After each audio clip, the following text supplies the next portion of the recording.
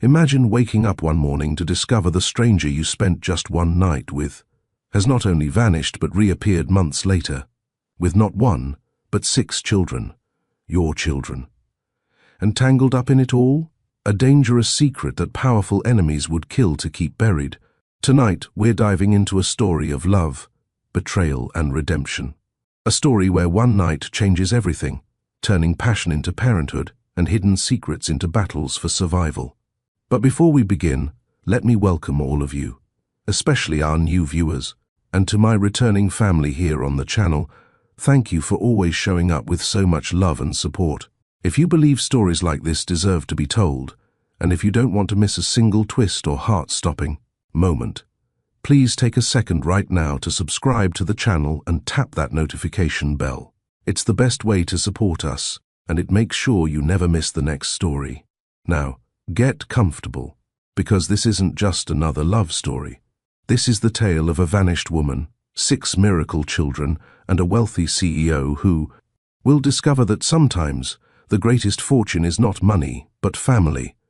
Let's begin where all great love stories do, with 2 strangers who have no idea their lives are about to collide in the most extraordinary way. San Francisco glowed with promise that evening as Zara Ashford stepped out of the Uber onto the cobblestone entrance of the Fairmont Hotel. The evening fog rolled gently across the city's skyline, softening the sharp edges of skyscrapers against the darkening sky. Wrapped in a simple black dress that hugged her curves just enough to be noticed but not scrutinized, Zara paused for a moment, smoothing imaginary wrinkles from her outfit. This wasn't her usual scene. As a research scientist at Clover Gene Laboratories, Zara typically spent her evenings hunched over microscopes or buried in data analysis, not mingling with San Francisco's elite. Yet here she stood, an embossed invitation clutched between nervous fingers, about to enter one of the most prestigious charity events of the season. "You're sure this is where you want to be dropped off, miss?" the driver asked, noticing her hesitation. Zara nodded, forcing confidence into her smile. "Absolutely. Thank you." As the car pulled away, she took a deep breath. 6 months of isolation after her painful breakup with David had been enough. Tonight marked her first real attempt to rejoin the world, to remember what it felt like to exist beyond the walls of her apartment and laboratory. The grand entrance of the Fairmont loomed before her, its gold-framed doors held open by attendants in crisp uniforms. Inside, crystal chandeliers cast a warm glow over marble floors and velvet furnishings. The charity gala, benefiting genetic research for rare childhood diseases, filled the hotel's grand ballroom with a symphony of elegant laughter, clinking glasses, and the gentle swell of a string quartet playing in the corner. Zara accepted a flute of champagne from a passing server, using the moment to survey the room. Executives in tailored suits chatted with women draped in designer gowns and family heirlooms.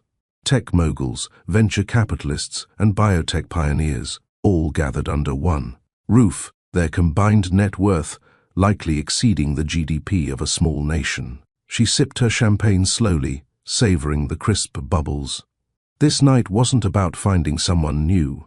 It was about reclaiming herself, about proving she could exist in spaces that once intimidated her. After devoting years to genetic research that often went unnoticed, attending an event that celebrated that very field felt like a small rebellion against her self-imposed isolation. "Dr. Warren mentioned you might attend tonight," a voice said beside her. Zara turned to find Jessica Chen, a colleague from a partner lab, smiling warmly. "It's good to see you outside those white walls for once." Zara returned the smile, grateful for a familiar face. "Apparently there's a whole world beyond the lab. Who knew?" Jessica laughed, linking her arm through Zara's. "Come on, let me introduce you to some people who might actually understand what we do for a living." For the next hour, Zara floated through conversations about gene sequencing advancements and CRISPR applications, finding comfort in the familiar territory of scientific discussion. Yet throughout these exchanges, she felt oddly distracted, as if waiting for something or someone to appear. That's when she saw him. Roman Bartlett stood across the room, commanding attention without effort. The CEO of Bartlett Innovations was known throughout Silicon Valley for his revolutionary biotech patents and ruthless business acumen. His tall frame was draped in a perfectly tailored charcoal suit that highlighted broad shoulders and a confident stance. Dark hair, slightly longer than corporate standard, framed features. That belonged on a Renaissance sculpture rather than in a boardroom. "That's Roman Bartlett," Jessica whispered, following Zara's gaze. "They say he works 20 hours a day and expects everyone else to do the same. Brilliant mind, though. His company just secured FDA approval for that synthetic tissue regeneration technology everyone's been talking about." Zara nodded absently, more interested in the way Roman listened intently to whoever was speaking to him. Unlike other executives who scanned rooms for more important connections, his focus remained completely on his conversation partner. There was something refreshingly genuine about it. "Has he always been in biotech?" Zara asked, trying to sound casual. Jessica shrugged. "Started in software, made his first millions before 30, then pivoted to medical technology after his mother died of a rare genetic disorder. The rumors say he's impossible to work with, perfectionist, demanding, completely married to his vision. And his personal life?" The question slipped out before Zara could stop it. Jessica's eyebrows rose with amusement. "Interested, are we?" She laughed softly. "The tabloids occasionally link him with models or actresses, but nothing ever sticks. Most people think he has no time for relationships, too busy changing the world." Zara was about to respond when Roman suddenly looked up, his gaze sweeping across the room until it collided with hers. The connection was immediate and electric, catching her completely off guard. His eyes, a striking blue-green that somehow registered even from across the crowded ballroom, held hers for 1 second, then 2, then 3. She should have looked away. Social etiquette demanded it. Instead, something defiant within her maintained the connection, challenging him from afar. A slight smile tugged at the corner of his mouth, and Zara felt heat rise to her cheeks. "I think I need some air," she murmured to Jessica, breaking the spell. "I'll be back in a moment." Making her way through the crowd, Zara slipped onto one of the balconies overlooking the city. San Francisco stretched before her, a constellation of lights climbing up and down its famous hills. The cool night air soothed her flushed skin as she leaned against the stone railing. What was that? She wasn't the type to be captivated by wealthy men in expensive suits. Her scientist brain preferred substance over style, depth over charisma. Yet something about Roman Bartlett had pierced through her carefully constructed barriers. "The view from here makes you forget how complicated the world is, doesn't it?" The deep voice startled her. Turning, she found herself face to face with Roman Bartlett himself, standing closer than she expected. Up close, his presence was even more magnetic, confident without arrogance, powerful without intimidation. "I was thinking the opposite, actually," Zara replied, surprised by her own boldness. "All those lights represent people with their own complex lives and struggles. It's a reminder of how intricate everything really is." Roman's expression shifted from polite interest to genuine curiosity, an unusual perspective. "Most people see distance as simplification." "I'm not most people," Zara said, immediately regretting how cliché it sounded. But Roman didn't seem to mind. Instead, he extended his hand. "Roman Bartlett." "Zara Ashford," she replied, accepting his handshake. His palm was warm against hers, the contact sending an unexpected current through her arm. "You work in genetics?" he asked. Zara raised an eyebrow. "How did you know?" "The way you were discussing CRISPR modifications with Dr. Chen earlier. Few people speak about genetic sequencing with such passion."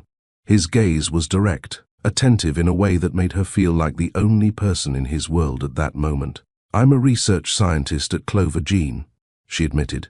"We're working on gene therapy applications for degenerative diseases." "Under Carl Braun," Roman nodded. "He's giving a presentation later tonight." Brilliant mind, though his methods are sometimes unconventional. Something in his tone made Zara curious. "You know Carl, our paths have crossed at various conferences. His reputation precedes him." Roman leaned against the railing beside her, close enough that she could detect the subtle scent of his cologne, cedar, and something distinctly masculine. "What brought you to genetic research?" The question was simple, yet Zara felt its weight. Most people at these events exchanged superficial pleasantries, not genuine inquiries about passion and purpose. "My brother had cystic fibrosis," she said quietly.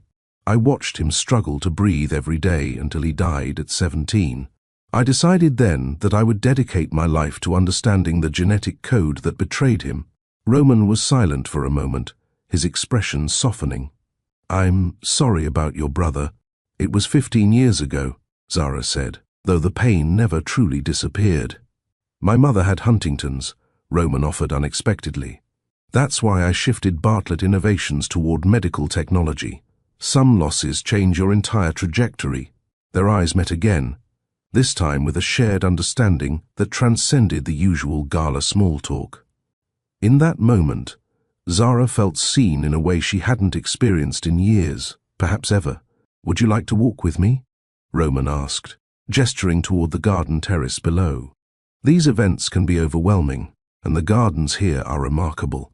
Zara hesitated. She had come tonight to rejoin the world, not to fall into conversation with one of Silicon Valley's most eligible bachelors. Yet something about Roman's straightforward manner and the unexpected vulnerability he had shown compelled her to nod. "I'd like that," she said. As they descended the marble staircase to the garden, Zara felt the weight of curious eyes following them. Roman Bartlett rarely gave anyone his undivided attention, yet here he was, choosing to spend his evening with an unknown scientist from a competing company. The garden paths were lit by soft lanterns that created pools of golden light among the meticulously trimmed hedges and blooming flowers. Walking beside Roman, Zara felt a strange combination of comfort and exhilaration, as if she had found something she didn't know she was searching for. "Tell me about your work," Roman said as they wandered past a small fountain.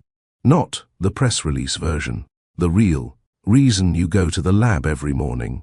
The question caught her off guard with its precision. "I believe we're on the verge of something revolutionary," she admitted. "Gene therapy that could rewrite the story for children like my brother." But lately, she trailed off, unsure whether to share her recent concerns about Clover Jean's direction. "Lately," Roman prompted gently. Zara shook her head. "It's nothing, just the usual research frustrations."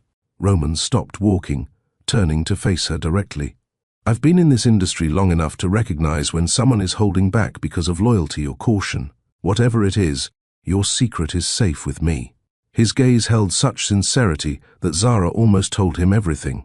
Her growing unease about Carl's secretive side projects, the unexplained lab access at odd hours, the samples that disappeared from storage. But professional discretion won out.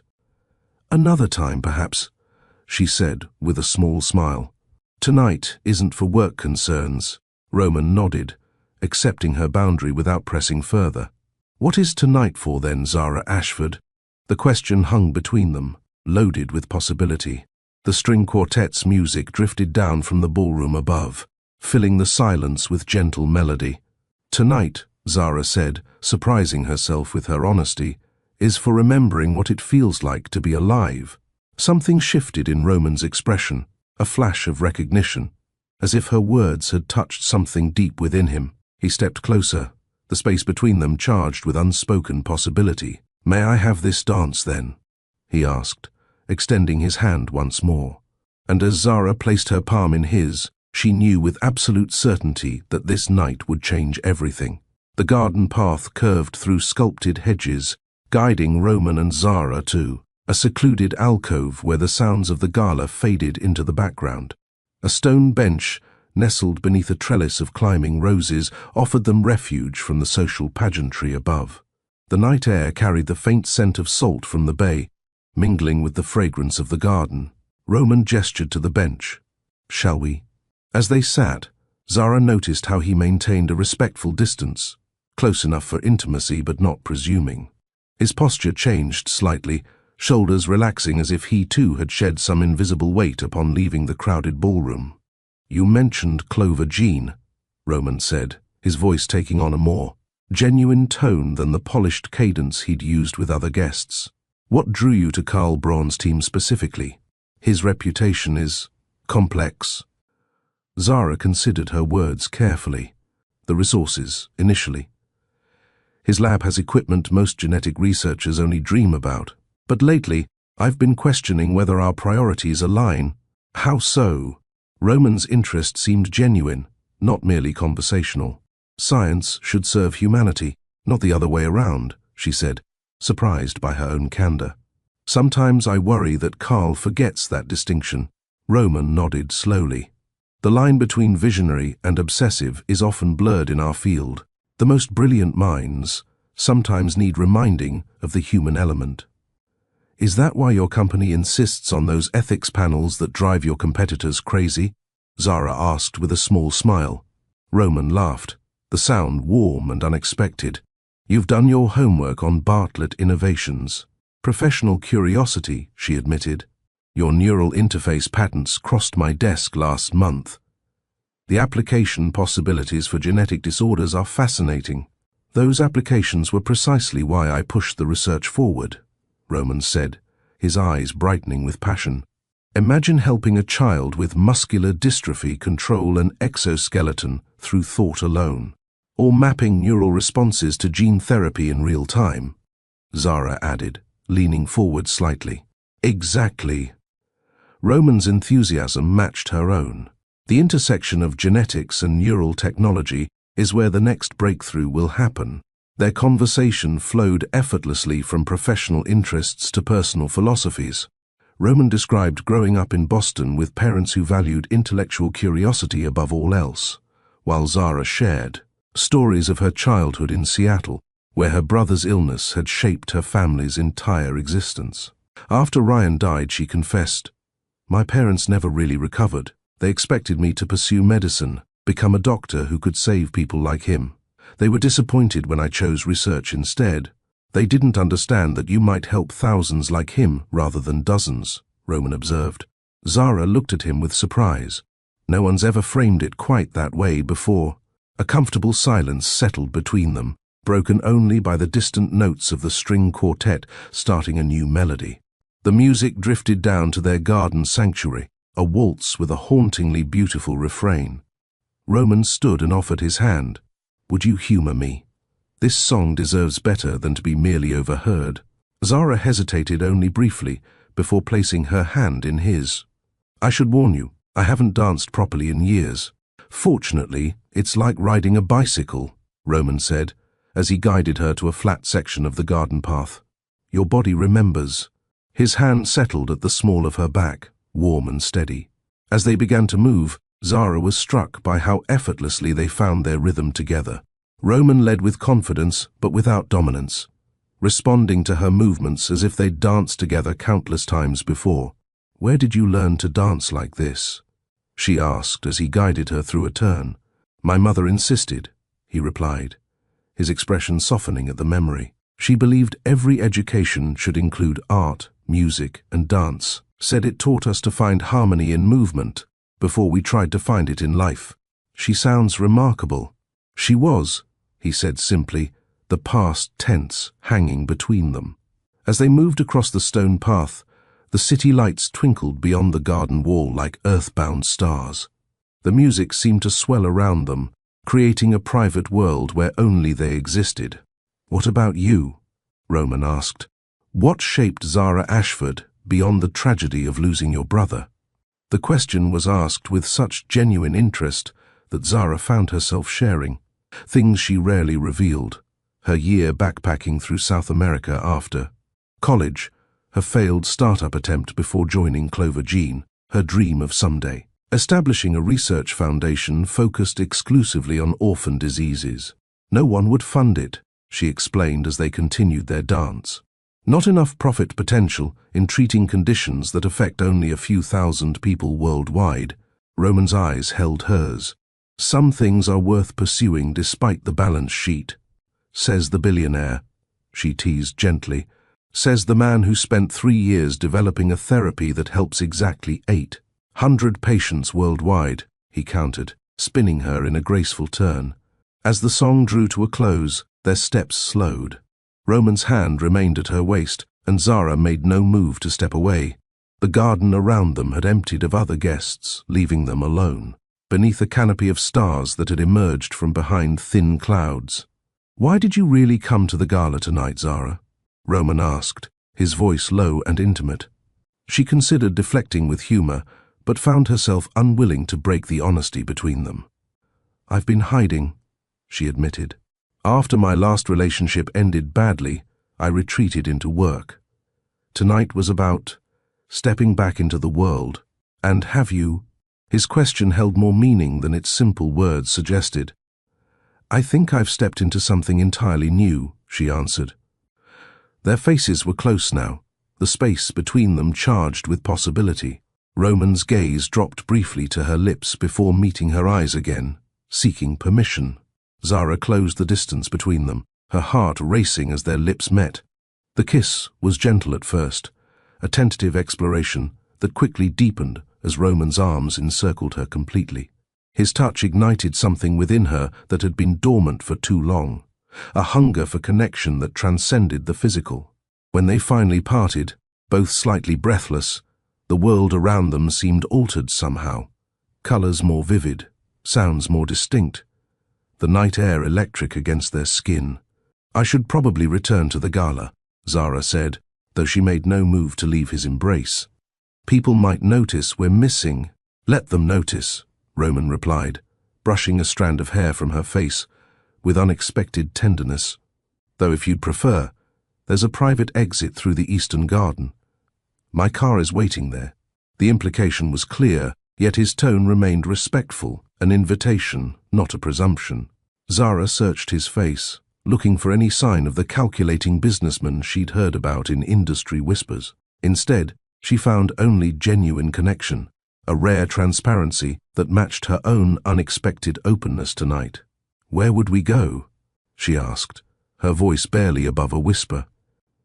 "I have a place overlooking the bay," he said. "Or anywhere you'd like. The night is ours to decide." The choice hung between them: return to the familiar rhythm of her cautious life, or embrace this unexpected deviation. In Roman's eyes, Zara saw possibility, not just for physical intimacy, but for the kind of connection she had stopped believing existed. "Show me the bay," she said finally, surprising herself with her certainty. Roman's smile reached his eyes, crinkling the corners in a way that transformed his features from merely handsome to utterly captivating. He offered his arm, and she took it, feeling as though she was stepping across some invisible threshold. They walked in comfortable silence through the eastern garden where stone pathways wound between Japanese maples and trickling fountains. At the gate, a sleek black car waited, its driver standing at attention. "Mr. Bartlett," the driver nodded, opening the door for them. As they settled into the leather seats, Zara felt a moment of surreal clarity. 24 hours ago, she had been alone in her apartment, reviewing research data and eating takeout. Now, she was leaving a charity gala with Roman Bartlett, heading toward his home and whatever the night might bring. The car pulled away from the Fairmont, gliding through the San Francisco streets toward the water. Roman's hand found hers in the darkness of the back seat, his thumb tracing gentle circles on her skin. "Having second thoughts?" he asked, noticing her contemplative silence. Zara turned to him, the passing streetlights illuminating his face in rhythmic flashes. "No," she said with quiet certainty. "I'm having no thoughts at all, and that's exactly what I need tonight." Roman brought her hand to his lips, placing a gentle kiss on her knuckles. "Then let's agree, no past, no future. Just this moment, just tonight." As the car climbed the hills toward Roman's home, Zara felt something shift within her, a wall crumbling, a door opening. Whatever awaited them, she knew with absolute certainty that this night would leave its mark on her forever. Neither could have imagined just how profound that mark would be. Golden morning light filtered through the floor-to-ceiling windows of Roman's Pacific Heights penthouse, casting long rays across the rumpled sheets where Zara had lain just hours before. Roman stirred, his arm instinctively reaching across the empty space beside him, finding nothing but cool cotton where warmth should have been. His eyes opened fully, clarity rushing in with the sunlight. The bed was empty. The bathroom door stood open, revealing darkness within. The silence in the apartment felt absolute, punctuated only by the faint ticking of the antique clock in the hallway. "Zara?" he called, his voice rough with sleep. No answer came. Roman sat up, running a hand through his disheveled hair as his gaze swept the room for any sign of her. Her dress was gone from where it had been draped over his bedroom chair. Her shoes no longer stood by the door. It was as if the night before, their connection, their shared vulnerability, their passion, had been nothing but a dream. But Roman knew better. The scent of her perfume lingered on his pillowcase, a subtle reminder of reality. Memories flooded back, her laughter as they'd shared whiskey on his terrace overlooking the bay, the way she'd challenged his views. On privatized medical research, how her eyes had sparkled when he showed her his collection of rare first-edition science texts. And, later, the feel of her skin against his, the whispered confessions in the darkness, the connection that had felt so startlingly different from anything he'd experienced before. Why had she left without saying goodbye? Roman rose from the bed, pulled on a pair of sweatpants, and moved through his apartment with growing unease. In the kitchen, he found no note on the counter. By the front door, no hastily scribbled explanation. His phone revealed no messages or missed calls. He pressed the intercom button for his building's security desk. "James, good morning. Did you see a woman leave my apartment early this morning?" "Yes, sir, Mr. Bartlett," came the prompt reply. "Around 5:30 a.m. She declined my offer to call a car for her. Did she say anything? Where she was going?" "No, sir. She simply thanked me and walked out to the street. I believe she used her phone to call a ride." Roman thanked him and ended the call, puzzlement deepening into concern. Their parting last night had been tender, with whispered promises to continue their conversation over breakfast. What had changed in those quiet hours before dawn? He returned to the bedroom, scrutinizing every corner for some clue to explain her abrupt departure. As he straightened the tangled sheets, something white fluttered to the floor. Roman bent to retrieve it, a delicate linen handkerchief, the corner embroidered with an elegant cursive Z in pale blue thread.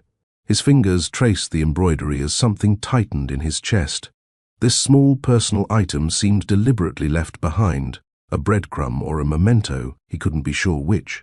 The gesture felt both intimate and cryptic, like Zara herself. Roman carried the handkerchief to his home office, where he settled at his desk and opened his laptop. If Zara thought she could disappear without a trace, she underestimated his resources and his determination. He typed Zara Ashford Clover Jean into the search bar. The results were surprisingly sparse for someone working at a prominent biotech firm. A professional profile showing her credentials, PhD in molecular biology from Stanford, 3 years. At Clover Jean, previously with a startup called Genetic Horizon that had folded 2 years ago. A few mentions in scientific publications, one photo from a conference where she stood in the background of a team presentation. Nothing personal, no social media presence, no public records beyond the basics. Roman leaned back in his chair, the handkerchief still clutched in his hand. In an age of digital footprints and constant connectivity, Zara Ashford had managed to maintain an unusually low profile. The scientist in him appreciated the puzzle. The man in him felt an unexpected ache at the emptiness of her departure. He reached for his phone and dialed his executive assistant. "Caroline, I need you to clear my morning meetings. Something's come up." After a pause, he added, "And I need you to find everything you can on a scientist named Zara Ashford, currently with Clover Jean. Background, contact information, current address, everything." "Of course, Mr. Bartlett," Caroline replied, her tone professional despite the unusual request. "May I ask if this is related to a potential acquisition?" Roman glanced at the handkerchief in his hand. "No," he said simply. "It's personal." After ending the call, Roman stood and walked to the window, gazing out at the San Francisco Bay glittering in the morning sun. Ships moved across the water like toys, the Golden Gate Bridge standing proud against the blue sky. Somewhere in this city, Zara was going about her day, perhaps already immersed in her research, perhaps already deciding their night together was a mistake to be forgotten. He couldn't explain, even to himself, why finding her again suddenly felt so imperative. One night shouldn't have this effect, especially on someone like him who had built walls around his personal life as carefully as he'd built his company. Yet something about Zara had breached those defenses effortlessly, leaving him feeling both vulnerable and more alive than he had in years. The handkerchief in his hand seemed to pulse with possibility. This wasn't over. Whatever had pulled Zara away from his bed before dawn, whatever had compelled her to leave without a word, he would discover it. Roman Bartlett didn't surrender easily, particularly not to mysteries that touched his heart. "I will find you, Zara Ashford," he murmured to the empty room. "And when I do, you'll explain why you disappeared." Little did Roman know that finding Zara would be only the beginning of a journey that would challenge everything he thought he knew about science, ethics, and his own capacity for love and sacrifice. The handkerchief with its elegant Z was indeed a clue, but to a mystery far more complex than a woman who left before morning. Have you ever had someone walk out of your life unexpectedly, leaving you with nothing but questions and the memory of what might have been? Share your story in the comments below. And if you're enjoying this journey of discovery and connection, tap that like button now. Because as Roman is about to learn, sometimes the people who disappear from our lives leave the deepest marks on our hearts. 3 weeks after her night with Roman, Zara sat on the edge of her bathtub, staring at the plastic pregnancy test in her trembling hands. 2 pink lines stared back at her, bold and undeniable. She blinked hard, expecting the second line to fade or disappear entirely, but it remained stubbornly present. "That's not possible," she whispered to her empty bathroom. They had been careful, protected. This shouldn't be happening. Yet the evidence was literally in her hands.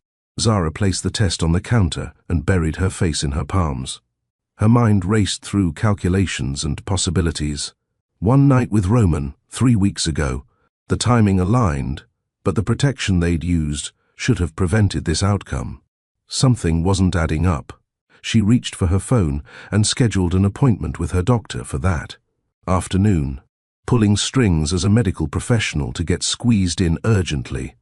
The hours crawled by as she attempted to focus on her research data at Clover Jean, her thoughts repeatedly drifting to the impossible test result hidden in her bathroom. That afternoon, Dr. Eliza Santos's face registered increasing bewilderment as she moved the ultrasound wand across Zara's abdomen. "This doesn't make sense," Dr. Santos murmured, her brow furrowed in concentration. "According to your dates, you should be only 3 weeks along, but I'm seeing—" She adjusted the equipment, peering more closely at the screen.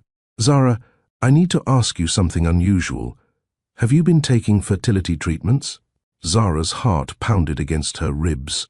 "No, absolutely not." "Why?" Dr. Santos turned the screen toward her. "Because I'm detecting multiple embryonic sacs. Not twins, not triplets." Her voice faltered. "I count 6 distinct implantations." The room seemed to tilt around Zara. "That's impossible," she whispered, echoing her words from that morning. 6. That can't happen naturally. Not from one encounter. It's extremely rare without fertility treatments," Dr. Santos agreed, her expression troubled. "I'd like to run some blood tests immediately. Check your hormone levels." This type of multiple pregnancy would typically only occur with significant hormonal intervention. As the doctor drew vials of blood from her arm, Zara's scientific mind began assembling puzzle pieces that had seemed disconnected until now. Carl's unusual interest in her menstrual cycle timing, the wellness supplements he had insisted all female researchers take, claiming they counteracted the effects of lab radiation. The late-night access she'd noticed to the reproductive biology lab, normally unrelated to their official research. Back at her apartment that evening, Zara paced the small living room, her thoughts churning. 6 embryos. The statistical impossibility of it hammered at her scientific sensibilities. Even with fertility treatments, sextuplets were extraordinarily rare. Without them, virtually unheard of. She pulled out her notebook and began documenting everything unusual she'd noticed at Clover Jean over the past few months. Carl's increased secrecy around certain lab sections, the restricted server files she'd accidentally glimpsed, labeled Project Phoenix, the blood draws that were supposedly routine but increased in frequency shortly before the gala. A cold realization crept over her. Had she been an unwitting test subject? Had Carl been experimenting with fertility enhancement without consent? The thought made her physically ill. Zara reached for her laptop and logged into the Clover Jean server remotely. Using her research credentials to access files she had permission to view, she searched systematically for anything related to reproductive enhancement, hyperfertility, or multiple gestations. 3 hours later, she found it, buried in a subfolder of research data she rarely accessed. A small study, unofficially documented, tracking elevated hormone levels in 4 female researchers. Her employee ID number appeared on one of the charts, with notations about optimal fertility window highlighted on the date of the charity gala. Her hands shook as she downloaded the files to a secure drive. This wasn't just unethical, it was illegal. Human experimentation without consent violated every research protocol and medical ethics standard. But why? What was Carl hoping to achieve? The answer came the next morning, when Zara slipped into the lab early before other researchers arrived. Using her access code, she entered Carl's private office and quickly searched his files. In a locked drawer, she found a worn notebook filled with handwritten observations, Carl's personal research journal. The entries detailed his obsession with creating optimized human embryos, genetically enhanced children with predetermined traits. He described a theory that certain male genetic profiles, when combined with hyperstimulated female fertility, could produce multiple embryos that would each express different optimized genetic combinations. One entry made Zara's blood freeze. Bartlett's genetic profile shows exceptional markers for intelligence and physical resilience. If paired with subject Zara's receptivity to the fertility protocol, offspring could demonstrate unprecedented genetic advantages. Carl had planned it all, the supplements that were actually fertility drugs, the gala, where he had introduced her to Roman, perhaps even orchestrating their meeting.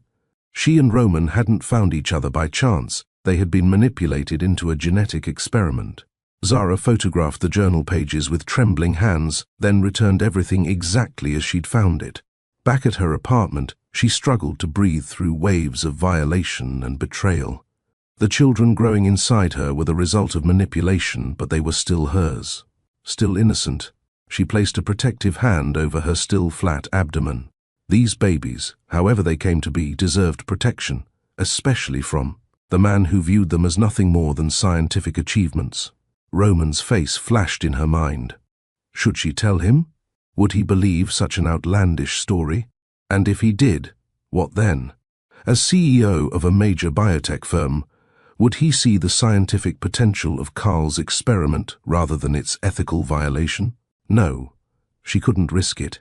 Roman was powerful, connected to the same scientific community as Carl. Until she understood exactly what had been done to her and what it meant for her babies, she couldn't trust anyone.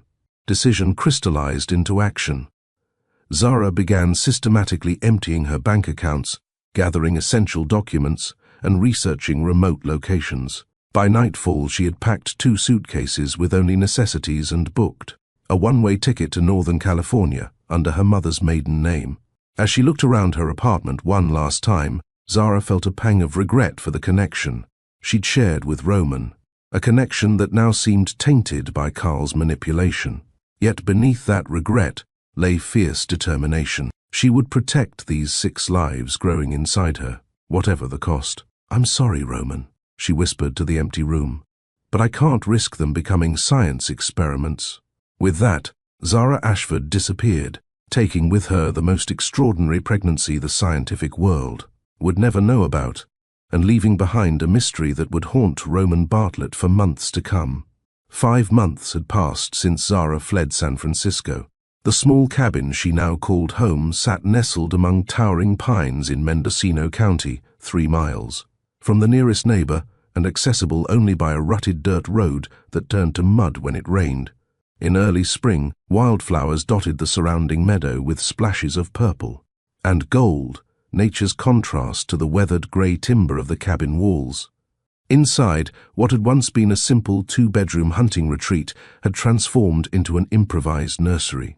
The main living area now housed 6 handcrafted wooden cribs, arranged in a semicircle around the stone fireplace. Medical equipment purchased through cash transactions with rural suppliers cluttered one wall.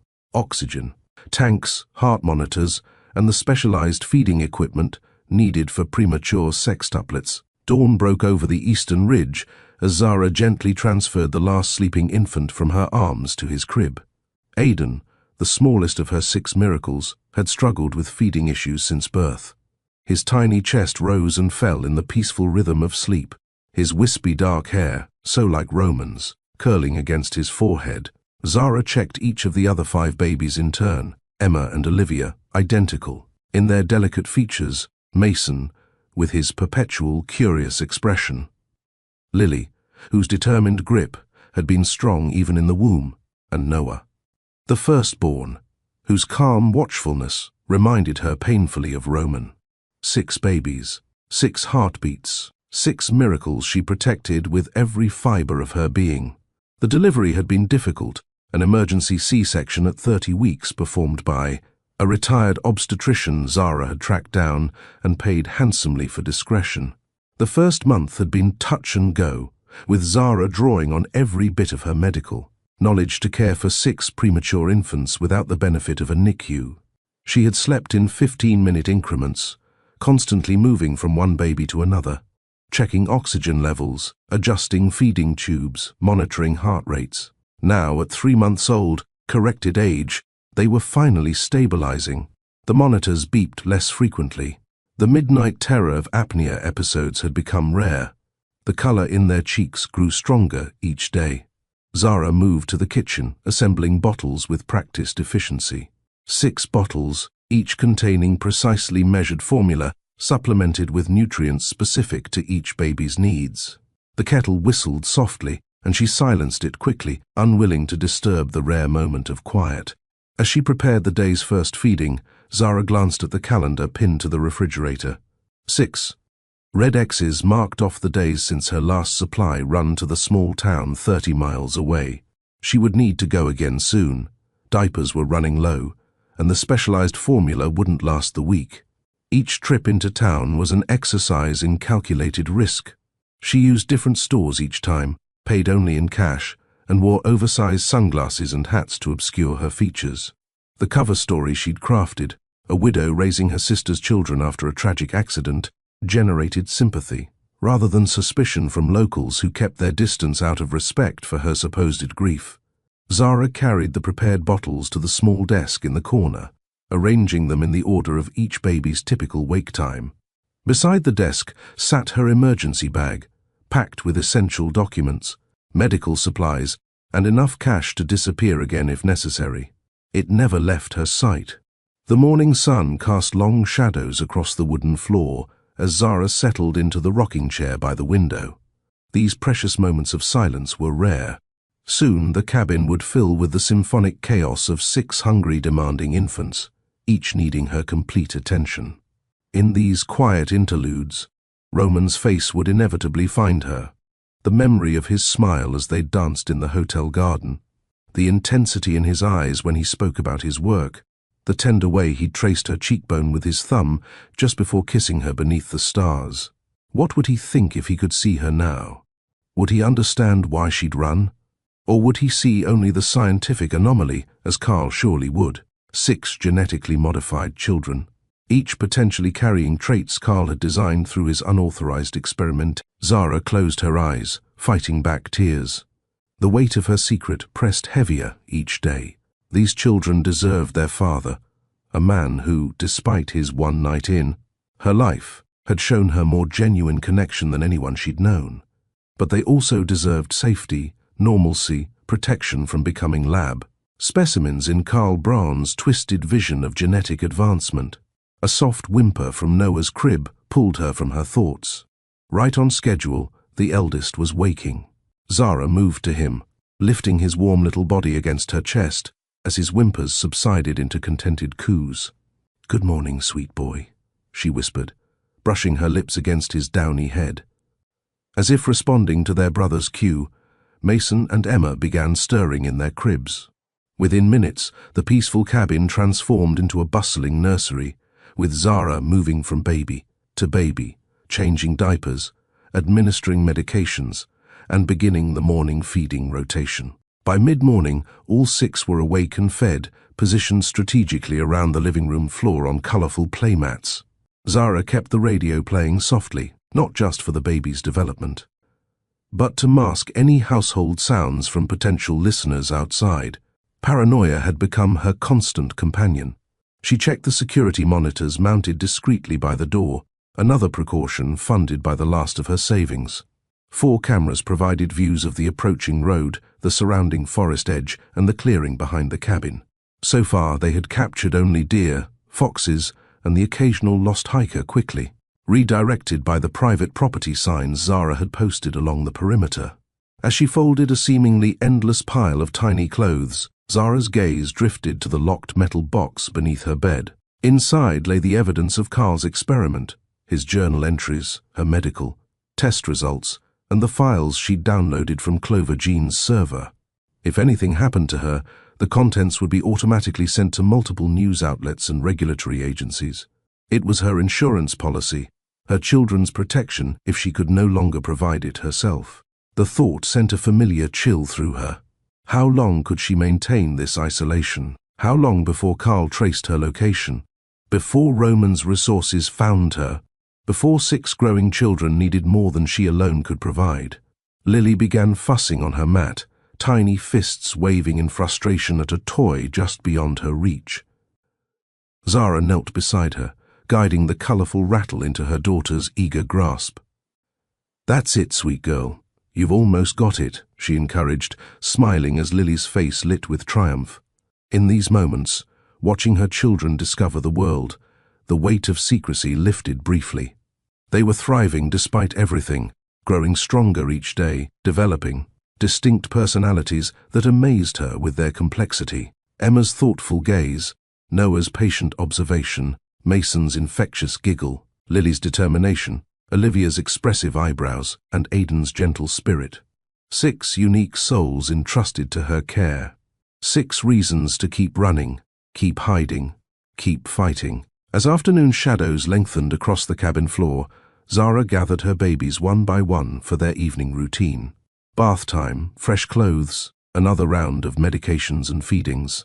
She sang softly as she worked, old lullabies her mother had once sung.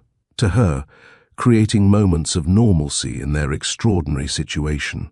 Outside, the wind whispered through pine branches, carrying hints of approaching summer. Inside, Zara Ashford cradled her secret world in careful hands, never suspecting that in a San Francisco high rise, Roman Bartlett was finally picking up her trail, and their collision course was already set in motion. 4 months of searching had worn Roman Bartlett down to the bone. The man who stared back at him from his bathroom mirror each morning looked hollowed out, dark circles shadowing eyes that had once sparked with innovation and drive.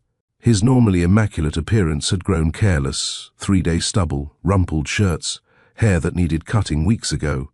"You look terrible," Caroline remarked one Monday morning, placing a stack of contracts on his desk alongside his 3rd espresso of the day. "The board is getting concerned." Roman waved away her comment. "The company's financials are stronger than ever." "It's not the company they're worried about," she replied, her voice softening. "It's you." He knew she was right. His obsession with finding Zara had consumed him, pulling his focus from Bartlett Innovations at a critical product launch phase. The search had begun methodically. Private investigators, discreet inquiries at Clover Jean, combing through public records. When conventional methods failed, Roman had deployed more resources, facial recognition searches through security camera databases, accessing cell phone records through connections in telecommunications, even tracking medical license registrations nationwide. Nothing. Zara Ashford had disappeared as completely as if she'd never existed. Clover Jean provided little help. Their HR department confirmed she had resigned abruptly, citing family emergency. Her apartment had been vacated, rent paid through the end of the lease, bank accounts emptied and closed, credit cards cancelled, phone service terminated. Roman's desk had become a war room dedicated to finding her. Maps, reports, photographs, and dead-end leads covered every surface. The handkerchief with the embroidered Z remained in his pocket at all times, a talisman of his determination.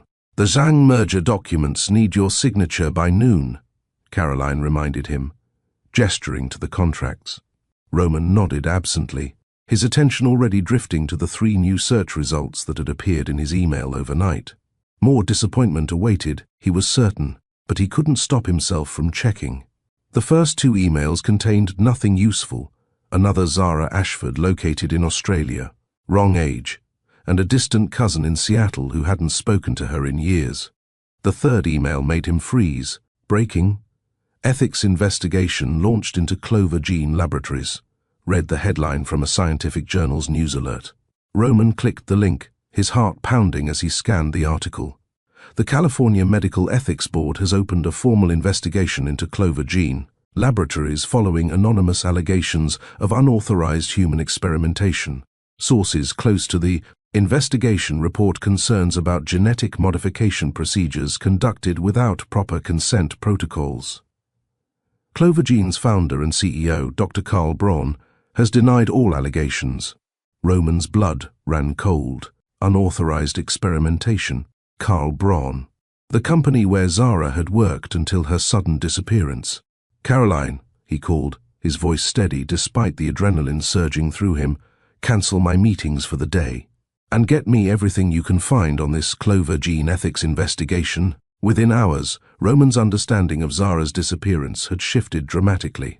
Additional articles had emerged, each more disturbing than the last. A whistleblower had provided documents suggesting Clover Gene conducted secret fertility enhancement trials on unwitting female employees. The investigation had uncovered evidence of genetic manipulation designed to produce specific traits in resulting embryos. Roman's mind raced back to the charity gala. Carl Braun had been there, introducing himself briefly, even bringing Roman a drink at one point. Had he orchestrated the meeting between Roman and Zara? The thought made him physically ill. He needed more information, something concrete that might lead to Zara. Roman reached for his phone and dialed a number he rarely used. "Detective Williams," answered a gruff voice. "James, it's Roman Bartlett. I need a favor."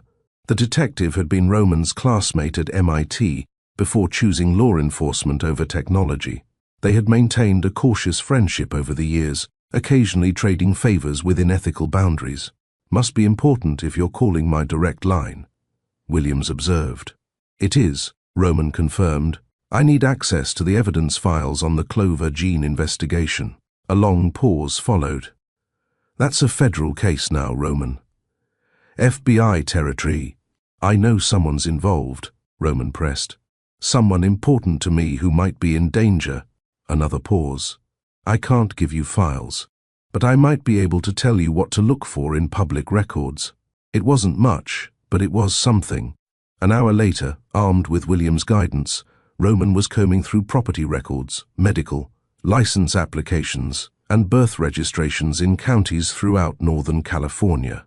At 2:17 a.m., hunched over his laptop in his darkened office, Roman found it, a home purchase in Mendocino County, under the name Elizabeth Ashford, Zara's mother's maiden name according to the background check he'd run months ago.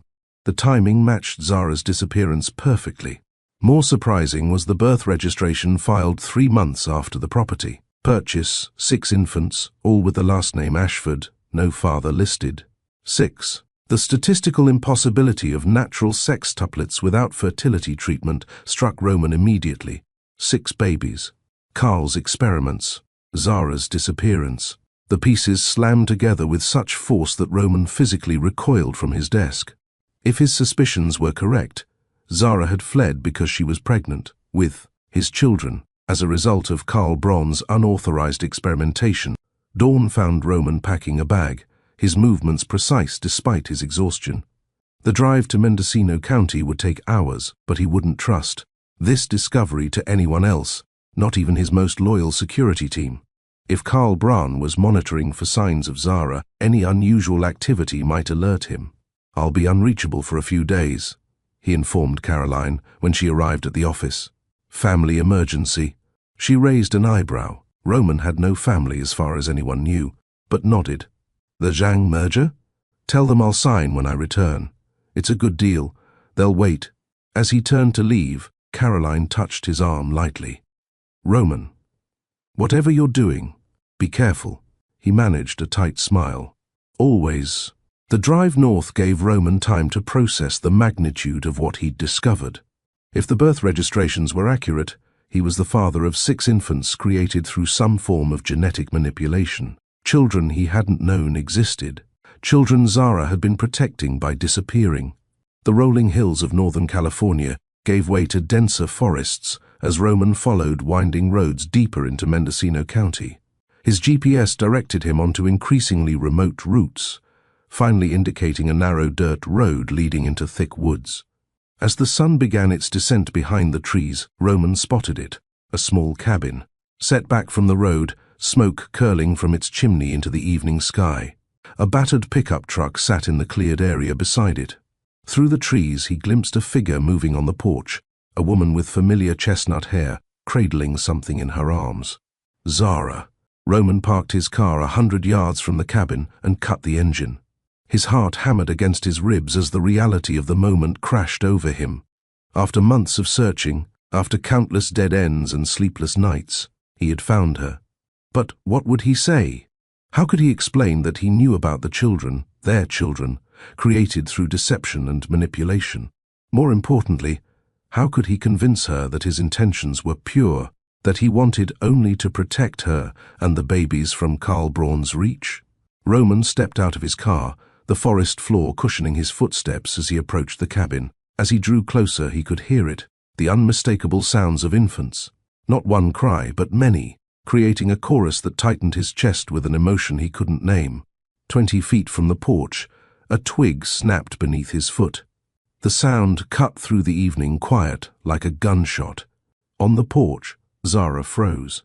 Slowly, she turned toward the sound, her body instinctively curving to shield the baby in her arms.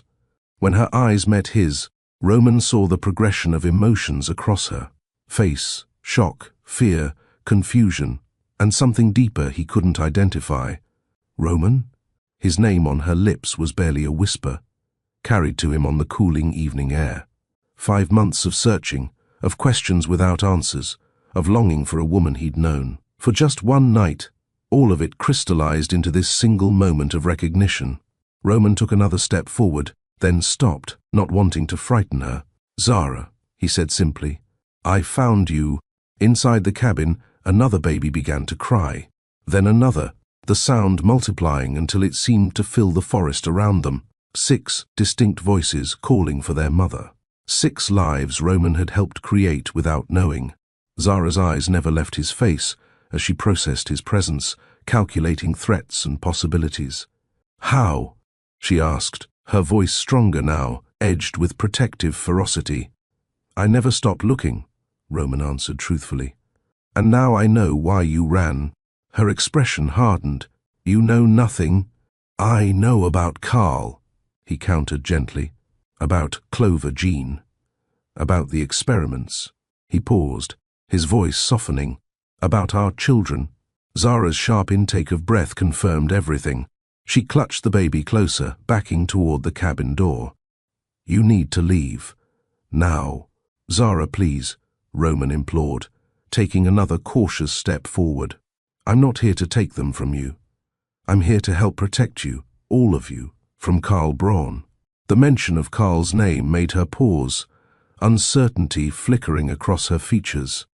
In that moment of hesitation, Roman saw his opportunity, perhaps his only chance to bridge the chasm between them. "I know you have no reason to trust me," he continued. "But whatever Karl did, whatever he's trying to achieve with his experiments, these are our children. Let me help you keep them safe."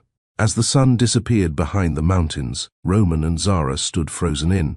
a tableau of uncertainty, a woman protecting her children from a world that would see them as scientific achievements rather than beloved babies, and a man discovering fatherhood in the most extraordinary circumstances imaginable. What happened next would determine not just their futures, but the futures of 6 innocent lives caught in a dangerous experiment. Have you ever faced a moment where trust seemed impossible but necessary, where protecting those you love meant taking an unimaginable risk? Share your thoughts in the comments below. And if you're invested in discovering whether Roman and Zara can overcome their extraordinary circumstances to protect their children, hit subscribe now. The most heart-stopping part of their journey is just beginning. Twilight deepened around the cabin as Zara stood frozen on the porch, the baby in her arms beginning to fuss at her sudden tension. Roman remained at the edge of the clearing, hands slightly raised in a gesture of peace. The wind rustled through pine needles overhead, the only sound besides the escalating cries from inside the cabin. "You shouldn't have come here," Zara said, her voice steady despite the tremor in her hands. "You need to leave, now." Roman took a cautious step forward, gravel crunching beneath his boots. "I can't do that, Zara. Not now that I know." The infant in her arms, Olivia, the most sensitive to her mother's emotions, began to wail in earnest. Inside, the other babies joined in a chorus of distress, sensing the disruption to their carefully ordered world. "They need me," Zara said, glancing anxiously toward the door. The protective instinct to return to her children warred with the necessity of keeping Roman at bay. "Let me help you," Roman offered, taking another step closer.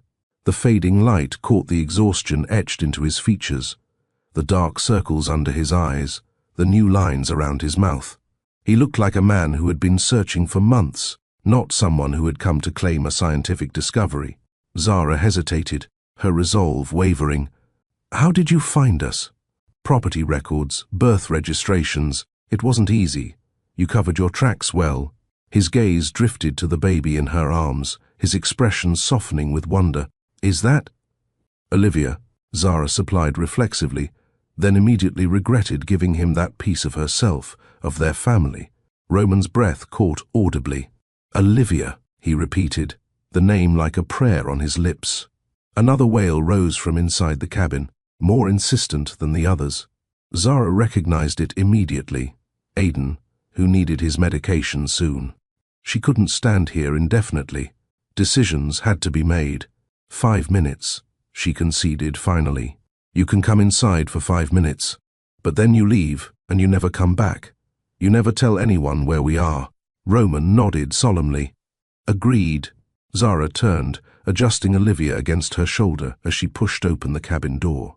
The warmth and chaos of the interior engulfed them, 6 cribs arranged around a central play area, medical equipment organized on shelves, bottles lined up on the kitchen counter, a life constructed around the singular purpose of caring for these children. Roman paused at the threshold, visibly overwhelmed by the reality before him. 5 more babies, all with varying shades of dark hair, all with features that echoed his own alongside Zara's. "Their names?" he asked quietly, his gaze moving from crib to crib. Zara moved efficiently through the room, placing Olivia in her crib before, lifting a red-faced Aiden, who immediately calmed against her chest. "Aiden needs his medication," she explained, reaching for a small syringe on the counter. "The others are Noah, Emma, Mason, and Lily." She administered the medicine with practiced ease, then settled Aiden back in his crib. When she turned, she found Roman kneeling beside Noah's crib, his expression a mixture of awe and heartbreak.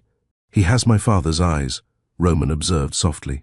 "Your 5 minutes are ticking away," Zara reminded him, though her tone had lost some of its edge. "Why are you here, Roman? Really?" Roman stood, his gaze never leaving the babies. "I told you, to help protect you. All of you." He turned to face her directly. "The investigation into Clover Jean has gone public. Carl Braun is under scrutiny, but he hasn't been arrested. If these children are what I think they are, he'll be looking for you." Zara's blood ran cold. "What do you think they are?" "The culmination of his unauthorized genetic modification experiments," Roman's voice remained gentle despite the harshness of his words. Babies created not just through fertility enhancement, but through genetic selection and manipulation. Am I wrong? Zara moved to a worn bookshelf and pulled down a leather-bound journal, her hands steady now with resolve. You should see this, she said, opening to pages marked with colored tabs. I took photographs of Carl's research notes before I left. He calls it Project Phoenix, the creation of genetically optimized humans through selective trait expression. She handed Roman the journal, watching his expression darken as he scanned the pages. He chose us deliberately, she continued. Your genetic profile matched specific criteria he was looking for. The supplements he gave me contained fertility drugs and genetic modifiers. He orchestrated our meeting at the gala, probably even ensured we were seated at adjacent tables. Roman looked up sharply. The drink he handed me that night likely contained compounds to enhance certain genetic expressions, Zara confirmed. In his notes he mentions male subject preparation without specifics. Roman closed the journal, disgust evident in his tightly controlled expression. And the result is 6 embryos, each developing with different combinations of selected genetic traits, Zara finished. According to his theory, multiple embryos allow for different expression patterns of the same genetic material. 6 different possibilities from the same parental DNA. Our children are experiments to him, Roman said, his voice hardening with anger. Yes. Zara glanced at the cribs, at the 6 innocent lives unaware of the circumstances of their creation. That's why I ran. When I discovered what he'd done, what I was carrying, I couldn't let him near them. I couldn't risk anyone seeing them as lab specimens rather than children, including me, Roman added quietly. It wasn't an accusation, merely an observation. Zara met his gaze directly. I didn't know if I could trust you. One night together doesn't tell you who someone truly is. And you're a scientist too, with billions invested in genetic research. How could I know you wouldn't see the same potential Carl does? Roman moved closer, slowly enough that she could step away if she chose. When she remained still, he gently took her hands in his. Because I'm also their father, he said simply. And whatever else I am, CEO, scientist, businessman, that comes first now. The sincerity in his voice broke something loose inside Zara, a wall she had carefully maintained for months. Tears she had refused to shed welled in her eyes. I've been so afraid, she whispered. Every day, watching for cars on the road, jumping at every sound, wondering when he'd find us. You don't have to do this alone anymore, Roman promised. My resources, my security team, my lawyers, all of it is at your disposal. We can protect them together. A small sound drew their attention to Emma's crib, where the baby had pulled, herself up to standing, her curious eyes fixed on the stranger in her home. Roman's breath caught as the infant tilted her head, studying him with a gaze so similar to her mother's. May I?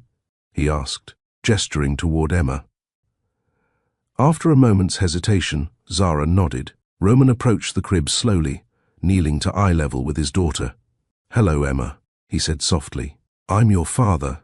Emma regarded him solemnly before offering a toothless smile that transformed her entire face. She reached one tiny hand toward him, fingers grasping at air. Tentatively, Roman extended his index finger. Emma grabbed it immediately, her grip surprisingly strong for one so small. The connection, simple yet profound, visibly moved him. When he looked back at Zara, his eyes shone with unshed tears. Thank you, he said hoarsely, for protecting them, for being strong enough to do this on your own. Zara felt the last of her resistance crumbling. The man before her wasn't the clinical scientist or ruthless CEO she had feared. He was a father meeting his children for the first time, overwhelmed by love for tiny beings he had only just discovered. Your 5 minutes are up, she said softly. Roman nodded, gently extracting his finger from Emma's grasp. I should go, or, Zara offered, surprising herself, you could stay. Help me with their evening feeding, learn their routines, and we could talk about what happens next. Hope bloomed across Roman's features. I'd like that very much. As night settled fully around the cabin, Roman and Zara moved among the cribs together, passing bottles and diapers, exchanging quiet observations about each baby's personality. With each small interaction, the gap between them narrowed. Strangers becoming partners in the most unexpected circumstances. Neither spoke of the dangers still lurking beyond their temporary sanctuary, of Carl Brown's continuing search, of the difficult decisions that lay ahead. For this one evening, they allowed themselves to simply be parents, discovering their children and each other in the warm light of the cabin. The truth about Carl's experiments had been revealed, but the greatest revelation was simpler and more profound. These 6 lives, however they came to be, were loved fiercely by both their mother and their father, and that love would become their strongest shield against whatever threatened their future. Morning light filtered through the cabin windows as Roman and Zara sat at the small kitchen table. Voices hushed to avoid waking the babies who had finally settled after their dawn feeding.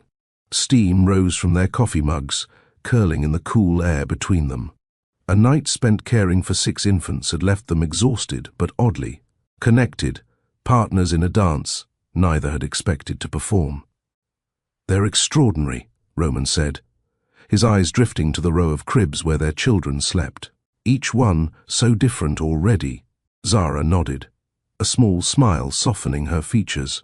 "Noah is the serious one, always watching, taking everything in. Emma's the problem solver. Mason laughs more than the others. Lily never gives up when she wants something. Olivia feels everything so deeply. And Aiden—" Her voice grew tender. "Aiden fights the hardest, even though he's the smallest. Like their mother," Roman observed quietly. Their eyes met across the table, acknowledgement passing between them of all Zara had endured alone, the pregnancy, the birth, the months of isolation and fear. "We need to talk about what happens next," Roman said, placing his mug down with deliberate care. "Carl Braun isn't going to stop looking. The investigation has him cornered, and these children are his proof of concept, his scientific legacy. They're not lab specimens," Zara said fiercely. "They're our children." "Exactly." Roman reached across the table, his hand covering hers. "And I promise you, Zara, I will use every resource I have to keep them safe, to keep you safe, whatever it takes." The conviction in his voice resonated with a determination that matched her own. Zara turned her hand beneath his, their fingers interlacing naturally. "I believe you," she said simply. Those 3 words marked a turning point, the first fragile bridge of trust spanning the chasm between them. Roman's shoulders relaxed infinitesimally, as if he'd been holding his breath awaiting her judgment. "We have options," he continued. "I can have a security team here within hours. We could move you all to one of my properties. I have a place in Colorado that's completely off the grid. Or we could take more direct action." "Direct action?" Zara questioned. Roman's expression hardened. "Confront Carl with what we know. Use your evidence to ensure he faces consequences for what he's done." Zara withdrew her hand, rising to check on the babies. She adjusted Aiden's blanket before turning back to Roman. "It's not that simple. Carl has connections throughout the scientific community, financial backers with political influence. The journal entries are damning, but proving they're authentic would be challenging. Then we gather more evidence," Roman said, joining her by the cribs. Together, he reached down to gently touch Noah's cheek, his calloused fingertip looking enormous against the infant's delicate skin. "I let you face this alone for too long. I won't make that mistake again." Zara studied him, the determination etched in his features, the protective stance he had unconsciously adopted between the cribs and the door. This man was not the distant billionaire CEO from magazine covers. He was a father awakening to the fierce protectiveness of parenthood. "Let me show you everything," she decided. From beneath a loose floorboard near the fireplace, Zara retrieved a metal lockbox. Her fingers trembled slightly as she entered the combination, revealing folders of documents meticulously organized and labeled. "This is everything I took from Clover Jean," she explained, spreading the contents across the kitchen table. Lab reports, genetic profiles, Carl's research notes, medication formulations. Roman examined the documents with a scientist's precision. his expression darkening as he grasped the full scope of Carl's experimentation. He modified the embryos post-conception, Roman noted, pointing to a particular chart, used CRISPR variants to activate specific genetic markers. The multiple embryos weren't just from fertility drugs. He intentionally created them to test different genetic expressions from the same parental DNA. Like running parallel experiments, Zara confirmed. 6 variations from the same genetic material. Our genetic material, Roman added quietly, harvested without consent. He continued reviewing the documents, his analytical mind cataloging details and connections. These metabolic markers, they're similar to research Bartlett Innovations abandoned 3 years ago. We found the genetic triggers promising but deemed human testing ethically unjustifiable. Carl had no such reservations, Zara said bitterly. Roman paused on a page of handwritten notes. He's tracking them, he realized aloud. These notations about subject acquisition, he's actively looking for the babies. Zara nodded grimly. I've intercepted 2 of his scouts already, men asking questions in nearby towns about a woman with multiple infants. I changed our appearance, our routines, but he's getting closer. Roman's jaw tightened as he reached a decision. We're not running anymore. We're ending this. He pulled out his phone, the first time Zara had seen him use it since his arrival. I need to make some calls. People I trust completely. Zara's wariness must have shown on her face, because Roman paused before dialing. Zara, I understand your caution, but we need allies, the right allies, to fight this battle effectively. After a moment's consideration, she nodded. Go ahead. Roman made 3 calls in rapid succession, first to his security chief, a former military intelligence officer named Sullivan, then to his company's lead counsel, Rebecca Chen, finally to Detective James Williams, his contact in law enforcement. Each conversation was brief, precise, revealing only essential information on an unsecured line. As he worked, Zara prepared bottles for the baby's next feeding. The familiar routine calmed her racing thoughts. Roman joined her, learning the careful measurements and temperature requirements for each infant's specialized formula. They'll need more regular medical care soon, Zara observed as they worked side by side. Proper vaccinations, developmental assessments, things I can't provide here. We'll arrange it, Roman promised, safely. A soft cry from Lily's crib signaled the beginning of feeding time. Roman hesitated, then asked, May I help? Zara showed him how to support Lily's head, how to angle the bottle, how to burp her tiny form afterward. His large hands were surprisingly gentle, his focus absolute as he cradled his daughter. You're a natural, Zara commented, surprised by how easily he adapted to fatherhood. It feels right, Roman admitted. Like something clicked into place that I didn't know was missing. As morning gave way to afternoon, they established a new rhythm together, caring for the babies while formulating their strategy. Roman's allies would arrive by nightfall, bringing equipment to document and secure the evidence. Detective Williams had connections to the federal investigation already underway, channels through which Zara's proof could be properly protected and authenticated. Once we move, we'll need to act quickly, Roman explained as they prepared the cabin for their visitors. Carl will realize we're gathering forces against him. He'll be desperate. Desperate people are dangerous, Zara observed, checking the windows for the 10th time that hour. Roman crossed to her, placing steady hands on her shoulders. We're more dangerous, he said with quiet certainty. We're protecting our family. The word hung between them, family, encompassing a bond neither had anticipated that night at the gala. 6 children and a shared enemy had forged a connection deeper than their brief romantic encounter could have predicted.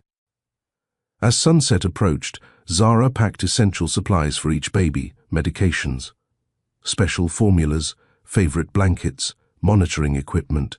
Roman helped, learning each child's needs with the same focused attention he brought to billion-dollar acquisitions. Are you sure about this? Zara asked as they worked. Once we start this confrontation, there's no going back. Your name, your company, they'll be linked to this scandal. Roman paused, looking at her directly. Some things matter more than reputation or stock prices, Zara. These children, our children, deserve to live without fear, without looking over their shoulders for a scientist who sees them as experiments. He gestured to the cribs, where 6 extraordinary lives slept peacefully. I missed the first months of their lives. I won't miss any more, because we're hiding from a man who violated every ethical principle of our profession. His conviction settled something within Zara, a doubt she hadn't fully acknowledged even to herself.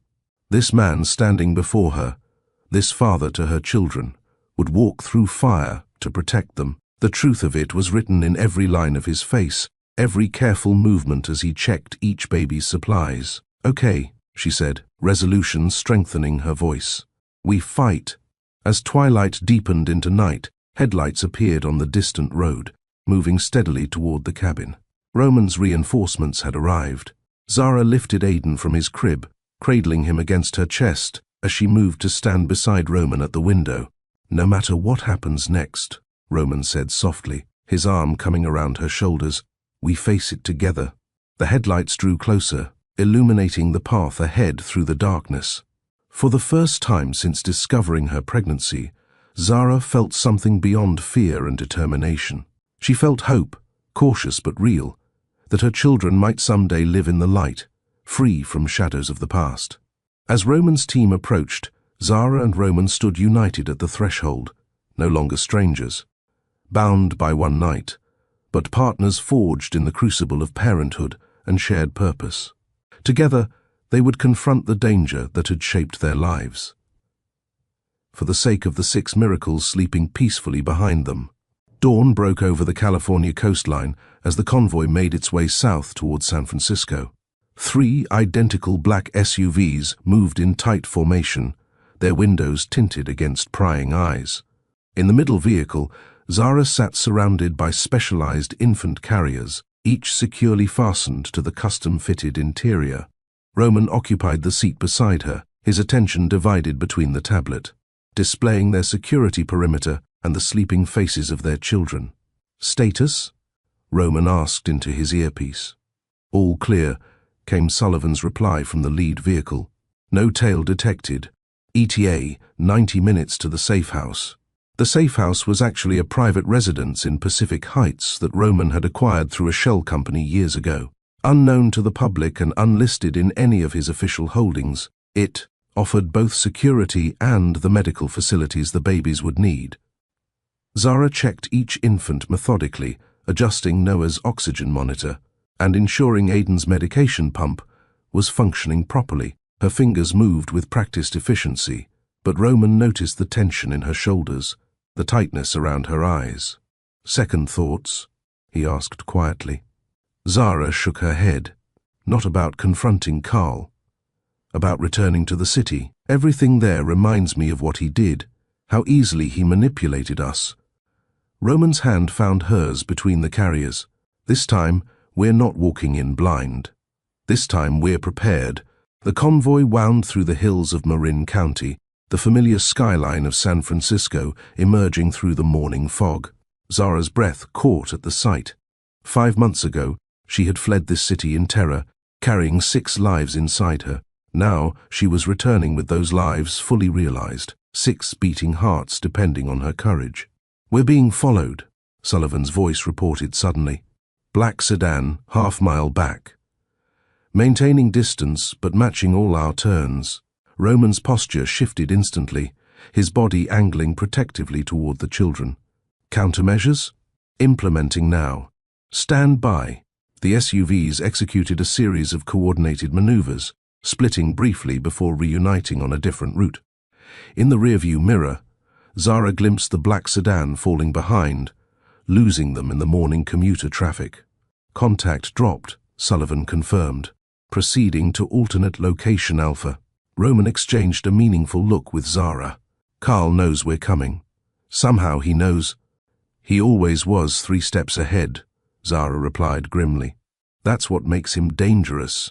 The convoy diverted to a private garage beneath an unassuming office building in the financial district. Sullivan's team moved with military precision, creating a secure perimeter as Zara and Roman transferred the babies from the vehicles to a service elevator. Within minutes, they were ascending to the building's top floor, a space owned by Bartlett Innovations, but used primarily for confidential meetings. Captain Elena Reyes was waiting when the elevator doors opened. The police captain stood ramrod straight in her pressed uniform, her expression serious but compassionate as she noted the 6 infant carriers. "Mr. Bartlett," she greeted Roman with a professional nod before turning to Zara. "Dr. Ashford, thank you for coming forward." Zara adjusted Lily's blanket before meeting the captain's gaze. "I should have done it sooner." "You were protecting your children," Reyes replied, her tone softening. "As a mother myself, I understand completely." The captain led them to a conference room that had been transformed into a temporary command center. Maps of the city covered one wall, surveillance photos of Carl Braun another. A digital evidence board displayed connections between Clover Gene's research facilities, financial backers, and known associates. "The FBI has been building a case against Braun for months," Reyes explained, gesturing to the evidence. "Unauthorized human trials, fraudulent research practices, illegal genetic modification, but they've lacked conclusive evidence linking him directly to the activities, which is where we come in," Roman concluded. "Exactly." Reyes turned to Zara. "Your documentation provides the missing link, proof that Braun personally conducted these experiments without consent, combined with DNA evidence from the children." "No," Zara interrupted firmly. "The children are not to be tested or examined. They're not evidence. They're human beings." Reyes raised her hands in a placating gesture. "I understand your concern, Dr. Ashford, but we need to establish paternity to prove your claim." "My paternity isn't in question," Roman stated.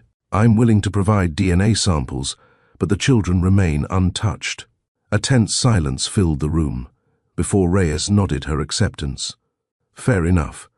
We can make that work." Sullivan entered with a tablet displaying building schematics. "Security protocols are in place. Medical team is standing by on the residential floor." Roman nodded approval. "The children need to rest. They've had a long journey." "I'll go with them," Zara said, already moving toward the carriers. "Rebecca will accompany you," Roman added, gesturing to his legal counsel. "She'll document everything, who accesses the floor, what medical care is provided. Nothing happens without your approval." Zara appreciated his understanding of her caution, her need for control over their children's safety. As she prepared to leave with the medical team, Roman gently caught her elbow. "I'll join you soon," he promised quietly. "We just need to finalize the approach." Once Zara and the babies were safely escorted to the residential floor, Roman turned his full attention to Captain Reyes and the trap they were setting. "Carl's too smart for a direct confrontation," Roman observed, studying the surveillance photos. "He'll sense a trap, which is why we don't set it for him," Reyes replied. "We set it for his research." She pulled up a digital file, property records for a warehouse near the port of San Francisco. "Our intelligence suggests this is where Braun has relocated his private lab after the investigation began. He's been making regular visits, always at night, always alone." "What's he working on there?" Roman asked. "We believe it's the next phase of Project Phoenix," Reyes answered. "According to informants, he's been obsessed with locating the subjects since they disappeared. He needs to document their development to validate his research." Roman's jaw tightened. "He needs my children to prove his theories work." "Precisely. And that gives us leverage." Reyes outlined her plan, a controlled leak of information suggesting that Zara Ashford had returned to San Francisco for specialized medical treatment for the infants. Not their exact location, but enough to bait Carl into action. "He'll come for them," Roman concluded, "or at least try to gather information on their condition. And when he does, we'll be waiting." Reyes pointed to the warehouse schematics. "But first, we need legal authorization to access his current research, to prove continuity. Between what Dr. Ashford documented months ago and what he's doing now," Roman nodded understanding. "A warrant. Based on Dr. Ashford's evidence and your testimony, Judge Williams has agreed to sign one." Reyes checked her watch. We move on the warehouse tonight, but Carl can't know we're coming. If he destroys his current research, we lose half our case. As they finalized the operational details, Roman found his thoughts drifting to the floor. Above, where Zara was undoubtedly watching over their children with fierce protectiveness. 5 months ago, they had been strangers whose lives intersected for a single night. Now they were united by 6 extraordinary lives and a common enemy. "Are you certain you want to be present for the warehouse raid?" Reyes asked, pulling Roman back to the present. "It could be dangerous." Roman's expression hardened with resolve. "I need to see it for myself, what he was planning for my children. I need to understand exactly what we're fighting." As night fell over San Francisco, the trap was set. In the darkness of the command center, Roman watched surveillance feeds flicker with shadows and movement. Somewhere in the city, Karl Braun was making his own plans, unaware that his carefully constructed scientific empire was hours away from collapse. The final confrontation was approaching, a battle not just for justice, but for the future of 6 innocent lives caught in the crossfire of ambition and ethics. Midnight cast the waterfront district in shadows, the warehouse silhouettes stark against the moonlit bay. Roman crouched behind a stack of shipping containers 50 yards from Karl Braun's secret laboratory, his breath forming small clouds in the cold air. Captain Reyes and her tactical team were positioned strategically around the perimeter, waiting for the signal to execute the warrant. "All units in position," crackled Sullivan's voice through the secure comlink. No movement detected inside. Roman checked his watch.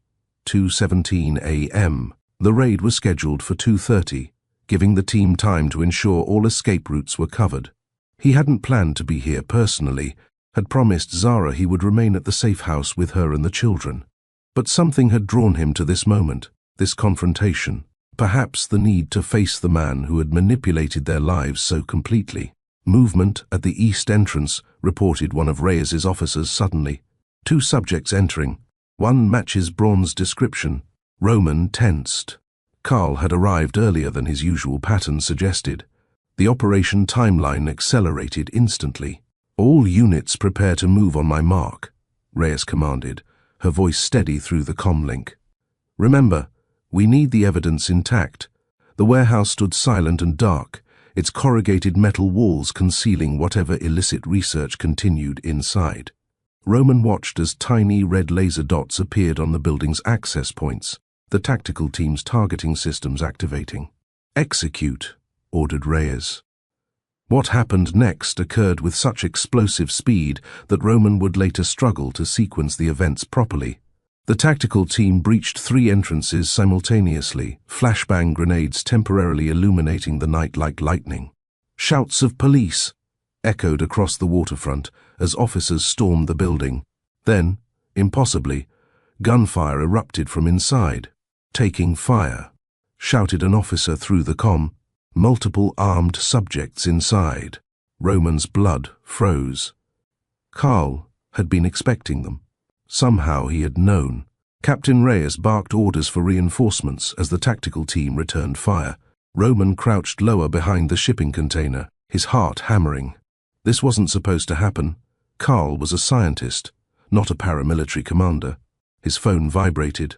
Zara's name flashed on the screen, sending a jolt of fear through him. He answered immediately. "Roman." Zara's voice was tight with controlled panic. "There are men outside the building. Armed men. They're trying to access the security system." Horror washed over him as understanding dawned.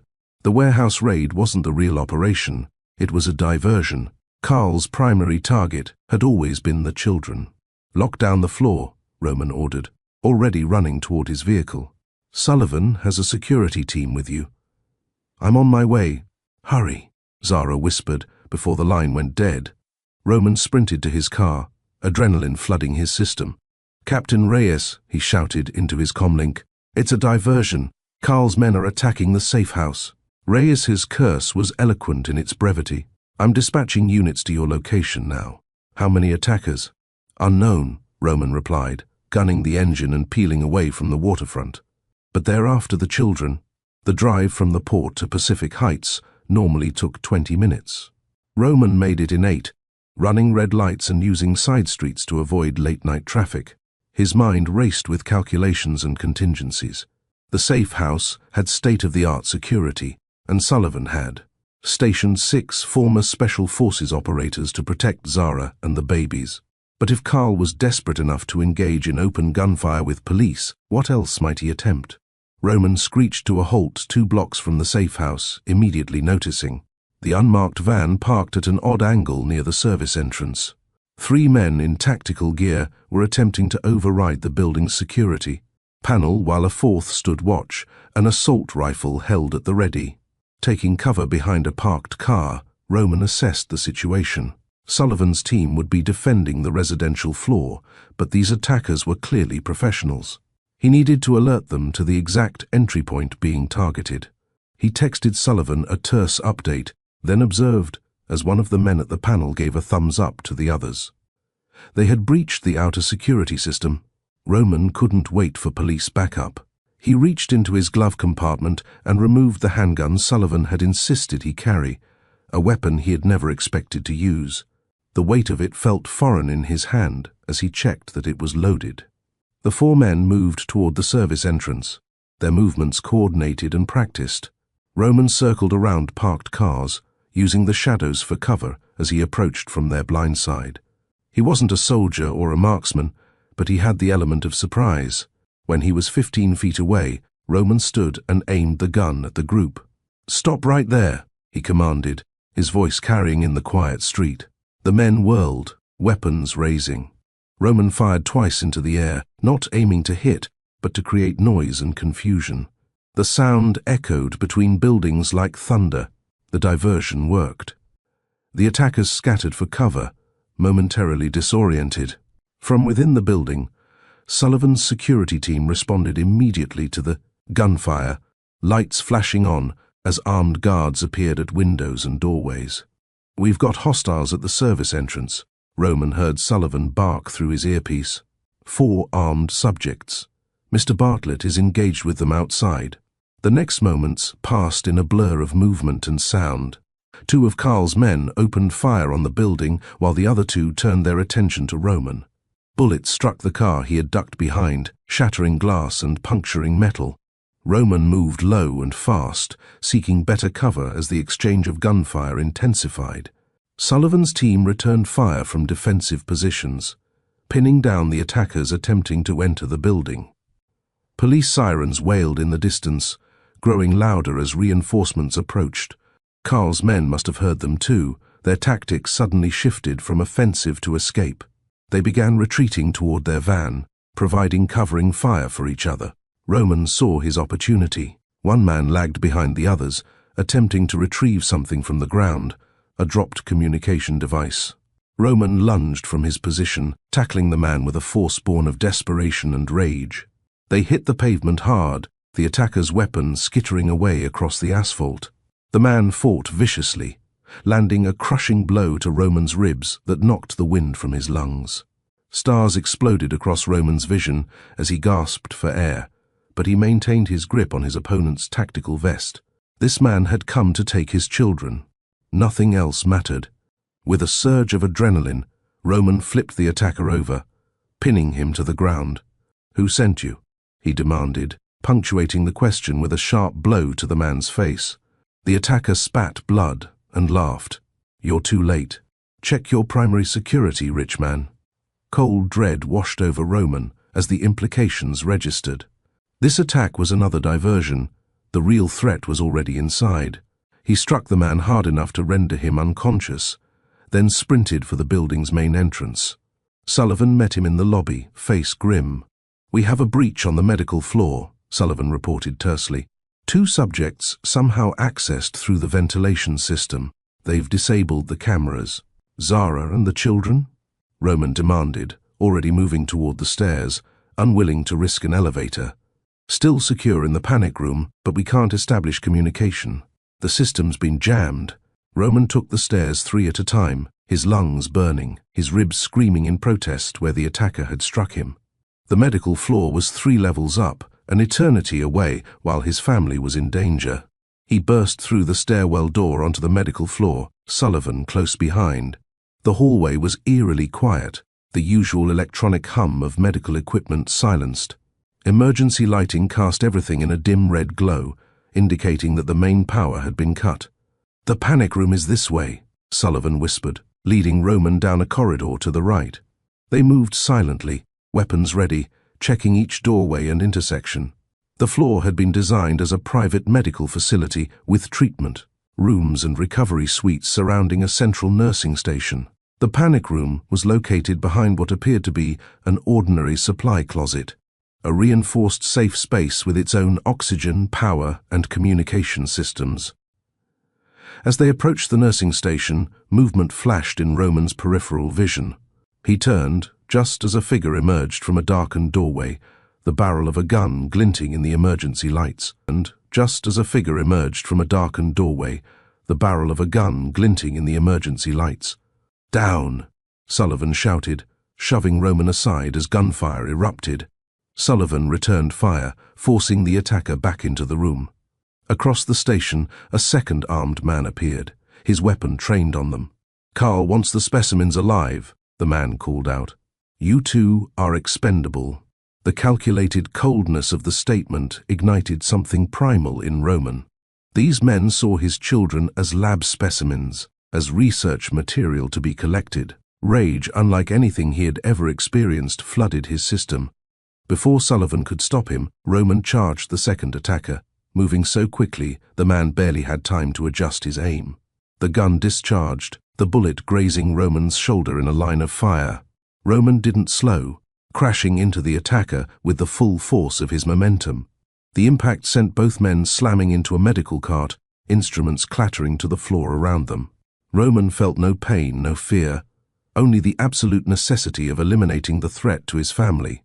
He struck with precision born of desperation, targeting vulnerable points as Sullivan had taught him. The attacker crumpled, unconscious or worse. Roman didn't check. He was already moving toward the hidden panic room entrance, Sullivan providing cover against the remaining threat. The supply closet door was ajar, a terrible sign. Beyond it, the reinforced panic room door stood open, its electronic lock disabled. Roman rushed inside, heart pounding against his ribs. The room was empty. "No," Roman breathed, turning in a full circle as if Zara and the babies might materialize from the shadows. No, no, no. He spotted it then, a message scrawled hastily on the medical whiteboard in Zara's distinctive handwriting. "Roof." Hope surged through him. Zara hadn't been captured. She had escaped to higher ground. Roman and Sullivan raced back to the stairwell, climbing to the rooftop access.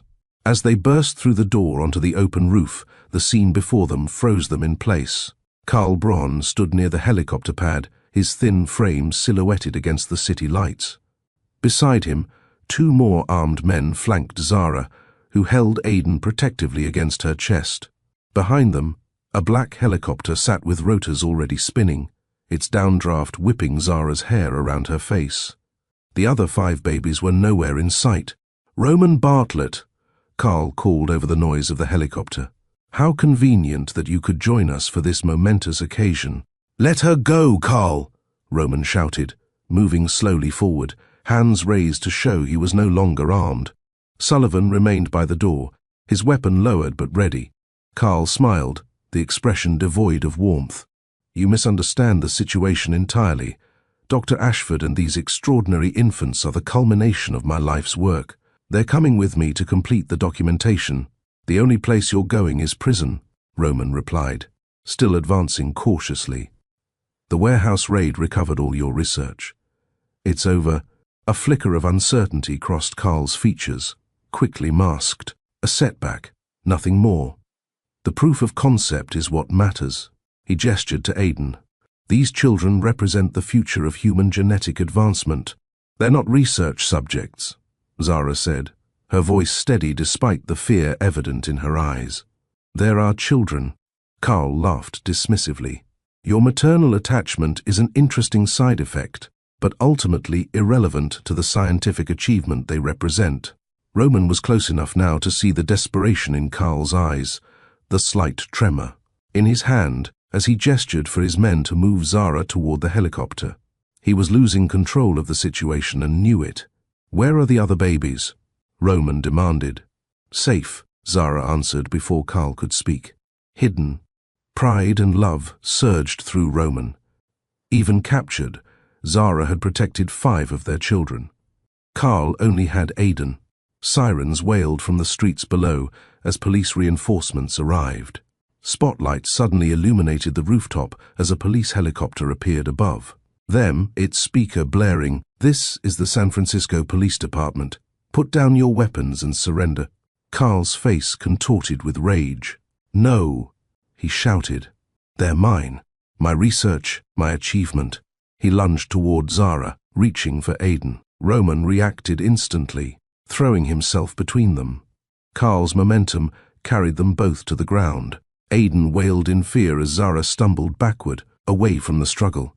"Take him," Roman shouted to Zara, grappling with Carl on the rooftop surface. Carl fought with the strength of madness, his scientific facade shattered to reveal the obsession beneath. "You don't understand what you're destroying," he screamed, fingers clawing at Roman's face. "Those children could change humanity forever." Roman pinned Carl's arms, leaning close to his contorted face. "They already have," he said quietly. "They've made me a father." Police tactical officers swarmed the roof, subduing Carl's men. Captain Reyes herself placed handcuffs on Carl Braun, reciting his rights. As he continued to rant about scientific progress and short-sighted ethics, Roman limped to Zara's side, blood trickling from a cut above his eye. "The others?" he asked, gently touching Aiden's cheek to reassure himself the baby was unharmed. "In the MRI room," Zara replied, her composure finally cracking as tears filled her eyes. "Inside the machine housing." It was the only place with enough metal shielding to block thermal imaging. Roman wrapped his arms around her and Aiden, his body trembling with relief and fading adrenaline. "It's over," he whispered against her hair. "He can't hurt them anymore." As dawn broke over San Francisco, Carl Braun was led away in custody, his grand scientific vision reduced to criminal charges that would keep him imprisoned for decades. The nightmare that had begun with one magical night at a charity gala was finally ending. Roman and Zara stood together as their 6 extraordinary children were, reunited, tiny hands reaching for their parents in complete trust, unaware of the battle that had been fought for their future. A future that would now be shaped by love, rather than laboratory protocols. The weeks following Carl Braun's arrest unfolded in a blur of medical examinations, police statements, and legal consultations. Roman converted the entire east wing of his Pacific Heights home into a specialized nursery, where the sextuplets could receive proper care while maintaining their privacy. A rotating team of pediatric specialists monitored their development, confirming what Zara had already observed. Despite their unusual conception, the babies were hitting normal developmental milestones, each in their own unique way. Zara's shoulder healed slowly from where one of Carl's men had grabbed her during the rooftop confrontation. Roman's injuries were more extensive: 3 cracked ribs, a sprained wrist, and the gash above his eye that would leave a small scar. But these physical wounds paled compared to the psychological aftermath of nearly losing their children. "I keep checking the security system," Zara admitted one evening as they sat on the nursery floor, watching Noah and Emma batting at colorful hanging toys. 4-5 times a night. "I can't help it." Roman nodded, understanding completely. "Sullivan says it's normal. Hypervigilance after trauma."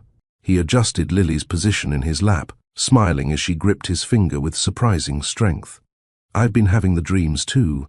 The nightmares visited them both, vivid recreations of that night on the roof, but with endings, where they weren't fast enough, smart enough, strong enough to save their children. On the worst nights, they would meet in the kitchen at 3 a.m., making tea neither, would drink while taking comfort in simply not being alone with their fears. Assistant District Attorney Elena Morales became a regular visitor, preparing them for the legal battle ahead. Carl Braun had assembled an impressive legal team, backed by silent partners with deep pockets who had invested in his genetic research. "He's claiming scientific immunity," Morales explained during one briefing session in Roman's home office. arguing that his work falls under experimental medical research provisions.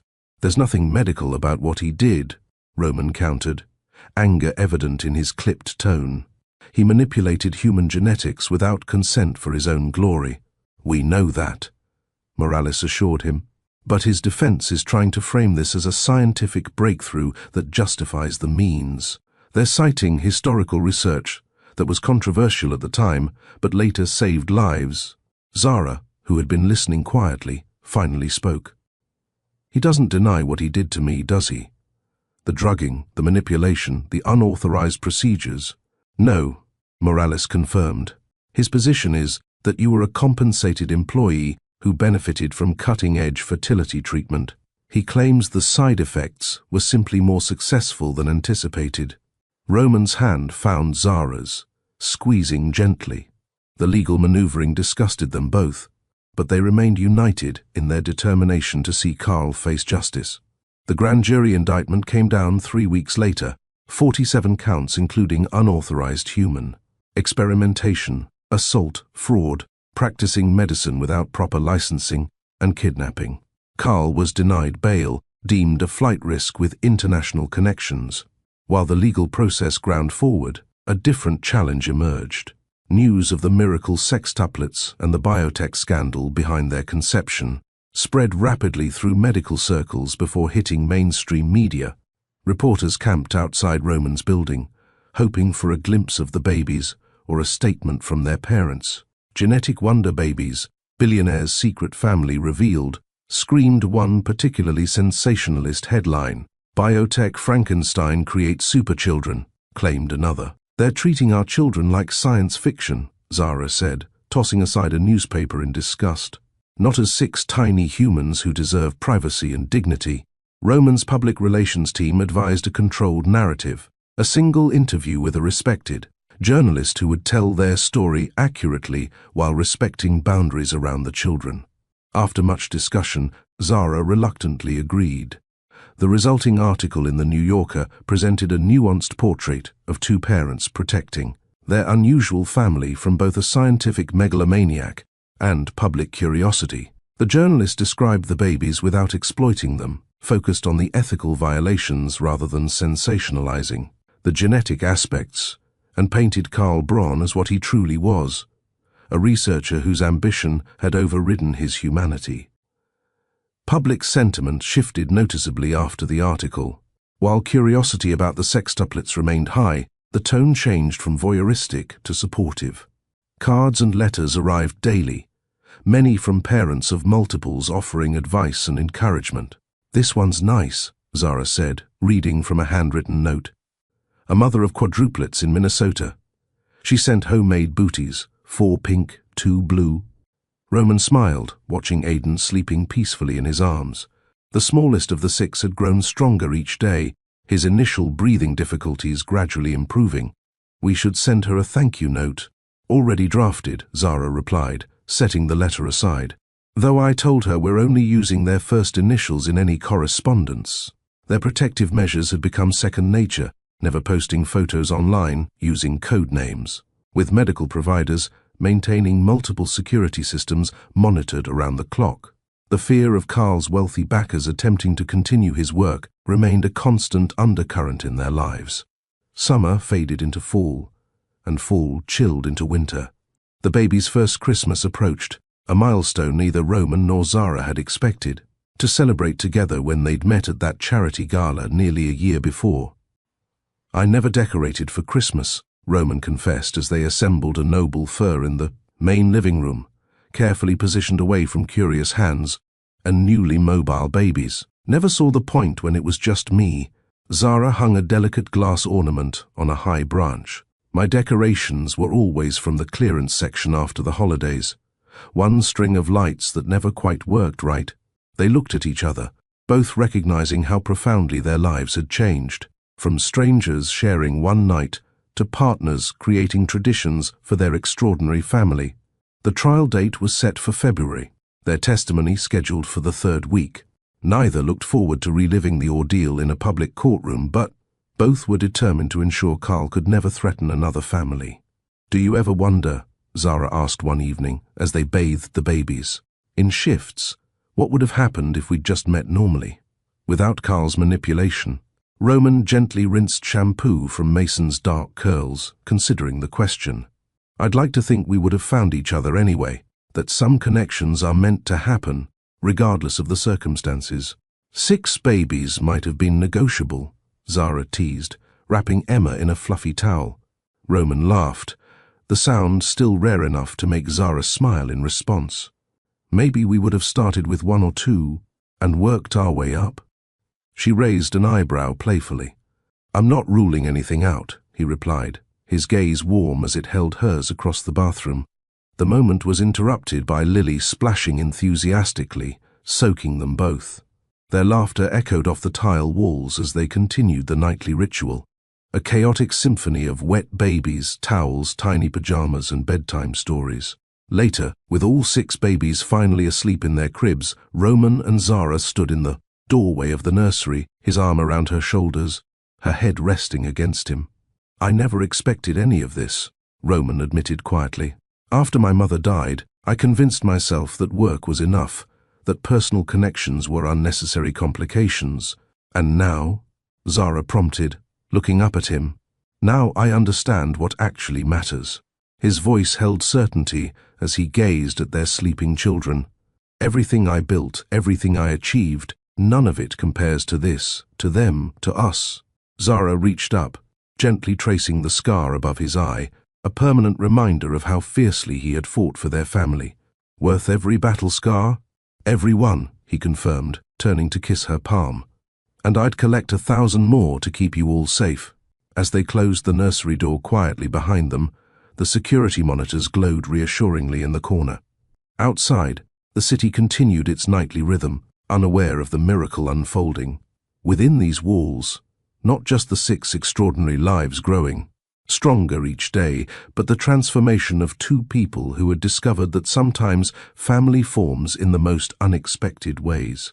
And despite the challenges still ahead, the trial, the ongoing medical, monitoring, the ever-present security concerns Roman and Zara faced, the future together, their bond forged in fire and strengthened by the 6 heartbeats that gave purpose to their every decision. Have you ever faced circumstances that completely transformed your life's direction? Moments where sacrifice and love revealed what truly matters? Because as Roman and Zara discovered, sometimes life's greatest blessings arrive through its most unexpected challenges. Spring arrived in Northern California with a riot of wildflowers and the promise of new beginnings. 9 months after Carl Braun's arrest, Roman stood on the expansive lawn of Cypress Haven, the secluded estate he had purchased in Sonoma County. The property sprawled across 30 acres of rolling hills, vineyards, and old-growth trees, offering both natural beauty and the privacy their unusual family required.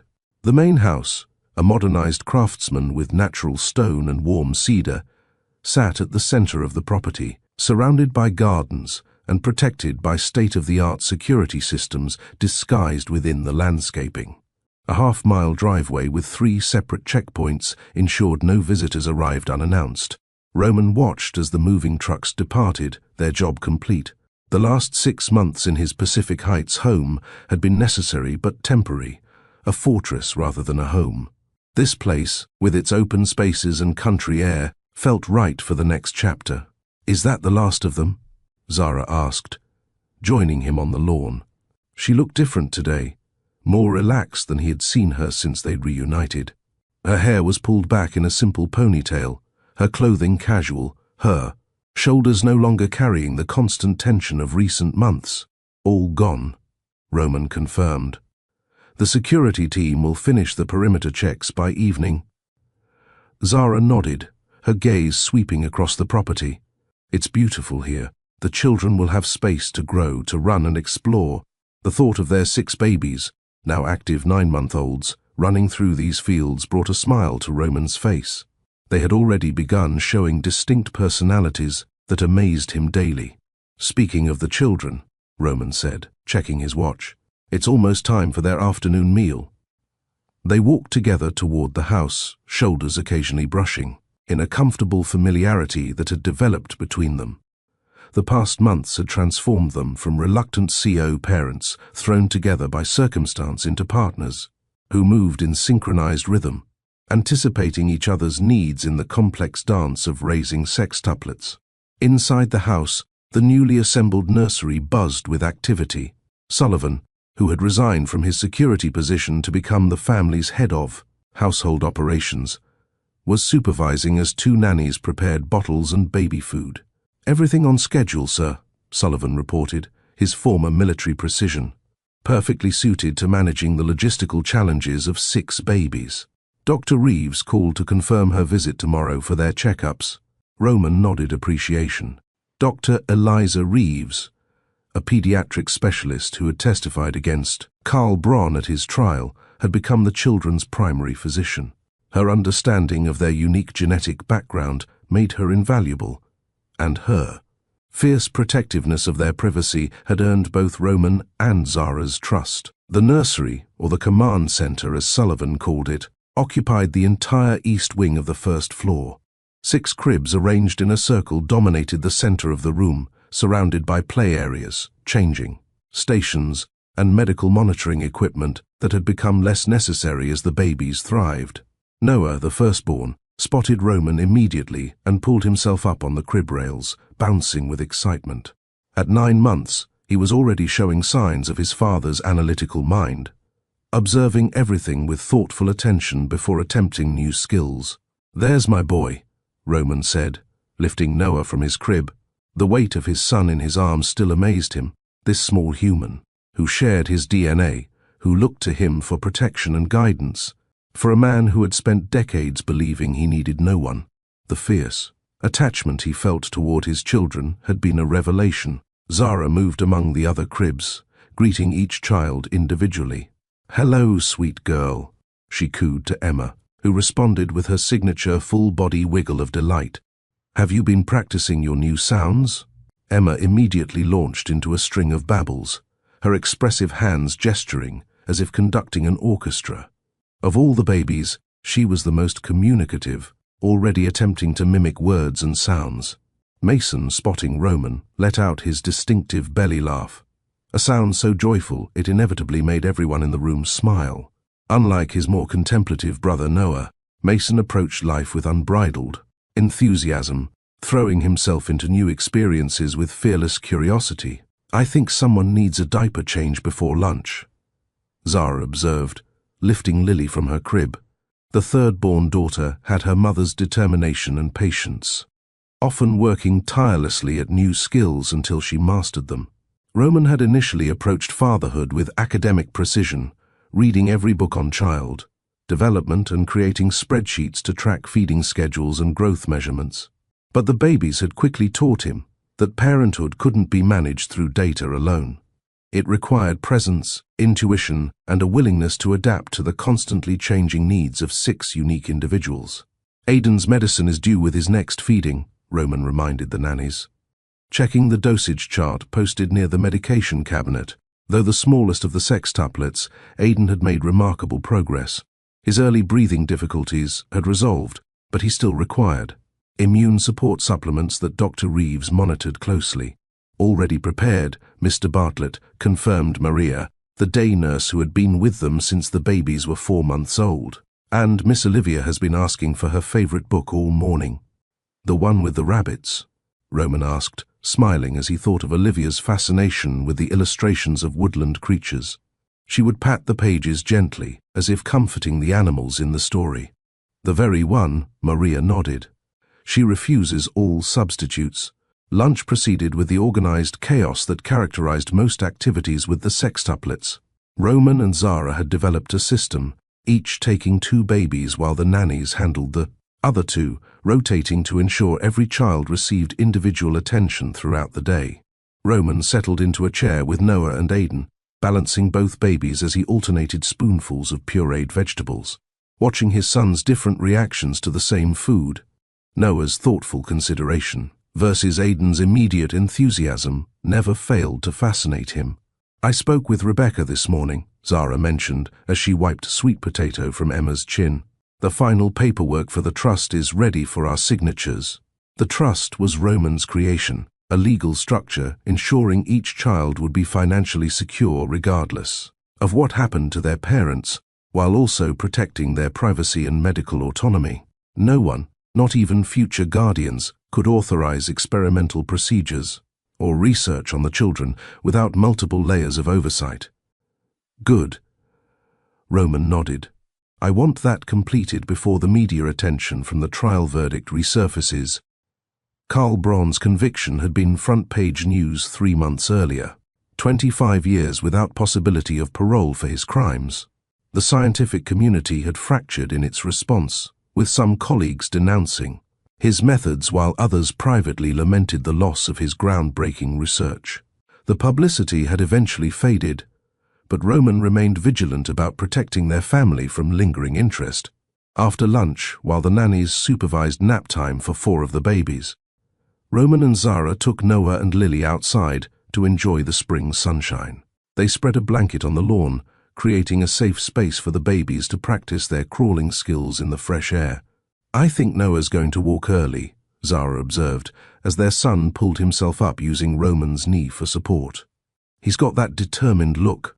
Lily's not far behind, Roman replied, watching their daughter methodically stack the soft blocks he had placed before her. Though she seems more interested in building than moving right now. Zara leaned back on her elbows, face tilted toward the sun. Sometimes, I still can't believe this is our life, she admitted quietly. A year ago, I was alone in that cabin, terrified every time a car drove past. Roman reached over, his hand covering hers on the blanket. And now? She turned her palm up, intertwining their fingers. Now I'm still terrified sometimes, she said honestly, but not alone, never alone. The simple acknowledgement warmed something deep in Roman's chest. Their relationship had evolved gradually, cautiously, both of them prioritizing the children's needs above their own feelings. They had begun as CO parents united by crisis, become allies against a common enemy, and slowly, carefully, grown into something more complex and precious. They shared a home but maintained separate bedrooms, an arrangement that respected the newness of their relationship despite the unconventional circumstances that had brought them together. Roman had never pushed for more, understanding that Zara needed time to trust not just him, but her own feelings. Noah chose that moment to let go of Roman's knee, standing unassisted for 3 wobbling seconds, before plopping back onto the blanket with a surprised expression that made both parents laugh. Almost, buddy, Roman encouraged, clapping his hands. You're getting it. The sound of Sullivan calling from the house interrupted their family moment. Mr. Bartlett, the contractor for the therapy pool, is here for final measurements. The therapy pool was Roman's latest project, a climate-controlled indoor swimming facility where the babies could develop their motor skills through water therapy. Dr. Reeves had recommended it particularly for Aiden, but all 6 would benefit from the sensory experiences and physical development opportunities. I should handle this, Roman said, reluctantly releasing Zara's hand. The specifications need to be exact for the temperature regulation system. Go ahead, Zara smiled. We'll be fine here. As Roman walked toward the house, he glanced back at the tableau on the lawn. Zara, surrounded by sunshine, their children exploring the world under her watchful eye. The sight filled him with a contentment he had never imagined possible before that fateful night at the charity gala. Throughout the afternoon, the rhythms of their new home established themselves. The therapy pool contractor departed with detailed plans. The babies awoke from their naps at staggered intervals, each receiving individual attention before rejoining the group. The evening meal preparation began with military precision under Sullivan's direction. After dinner, bath time transformed the nursery bathroom into a splash zone. As 6 slippery babies were washed, dried and dressed in matching pajamas, Roman had initially approached this task with administrative efficiency, but had quickly discovered the joy in these intimate moments. The contagious baby giggles, the sweet scent of clean infant skin, the trust in their eyes as he cradled them in warm towels. I think Mason used more water for play than actually stayed in the tub, Roman commented, as he dried the squirming boy, who continued making motorboat sounds with his lips. Olivia's the opposite, Zara replied, gently working a tiny comb through Olivia's damp curls. She just floats peacefully and watches the bubbles. As darkness fell outside, the nighttime routine proceeded with practiced coordination. Bottles, bedtime stories, lullabies, and gentle rocking until heavy eyelids closed and small bodies relaxed into sleep. The process took nearly 2 hours from start to finish, even with help from the evening nannies. Finally, with all 6 babies sleeping soundly in their cribs, the monitors activated, and the night nurse stationed at her desk, Roman and Zara retreated to the kitchen for their own delayed dinner. "I had Mrs. Jensen prepare something you could heat easily," Sullivan informed them, removing covered plates from the refrigerator. "She mentioned the lasagna is your favorite, Dr. Ashford." "Thank you, Sullivan," Zara said gratefully. "And please thank Mrs. Jensen as well." Once alone in the kitchen, Roman opened a bottle of wine while Zara heated their meal. The quiet domesticity of the moment felt precious after the constant activity of the day. "To our first night at Cypress Haven," Roman proposed, raising his glass once they were seated at the kitchen island. Zara clinked her glass against his. "May it be the first of many peaceful ones." They ate in comfortable silence for a few minutes, both appreciating the simple pleasure of hot food and adult conversation. "I've been thinking," Roman said eventually, setting down his fork. "About us." Zara looked up, her expression open but guarded. "What about us? We've been focused on survival for so long, keeping the babies safe, dealing with Carl, establishing this secure home." Roman chose his words carefully, wanting to express his feelings without pressure. "But now that those immediate dangers have passed, I find myself thinking about what comes next. For you and me, and what are you thinking?" Zara asked softly. Roman met her gaze directly. "That I want more than co-parenting with you, Zara." That night at the gala wasn't just Carl's manipulation. There was something real between us. Something that's only grown stronger through everything we've faced together. Zara was quiet for a moment, her fingers tracing the stem of her wine glass. "I've thought about that too," she admitted finally. "About whether what I feel for you is just gratitude or dependency, or something deeper." "And," Roman prompted gently, "and I think it's something deeper," she said, her voice gaining confidence. "When I imagine the future, not just the children's future but my own, you're always there. Not because you have to be, but because I want you to be." The simple honesty of her words touched Roman profoundly. In the business world, he was accustomed to complex negotiations and strategic positioning. But, with Zara, directness had always been their strength. "I want that too," he said, reaching for her hand across the table. "I want to build this family with you, not just as the mother of my children, but as my partner in every sense." Zara interlaced her fingers with his, a smile spreading across her face. "I'd like that." Later that night, after checking on the sleeping babies one last time, they stood in the hallway between their separate bedroom doors. The familiar moment of parting felt different tonight, charged with new possibility. "Would you like to come in?" Zara asked, her hand resting on her doorknob. "Just to talk a while longer?"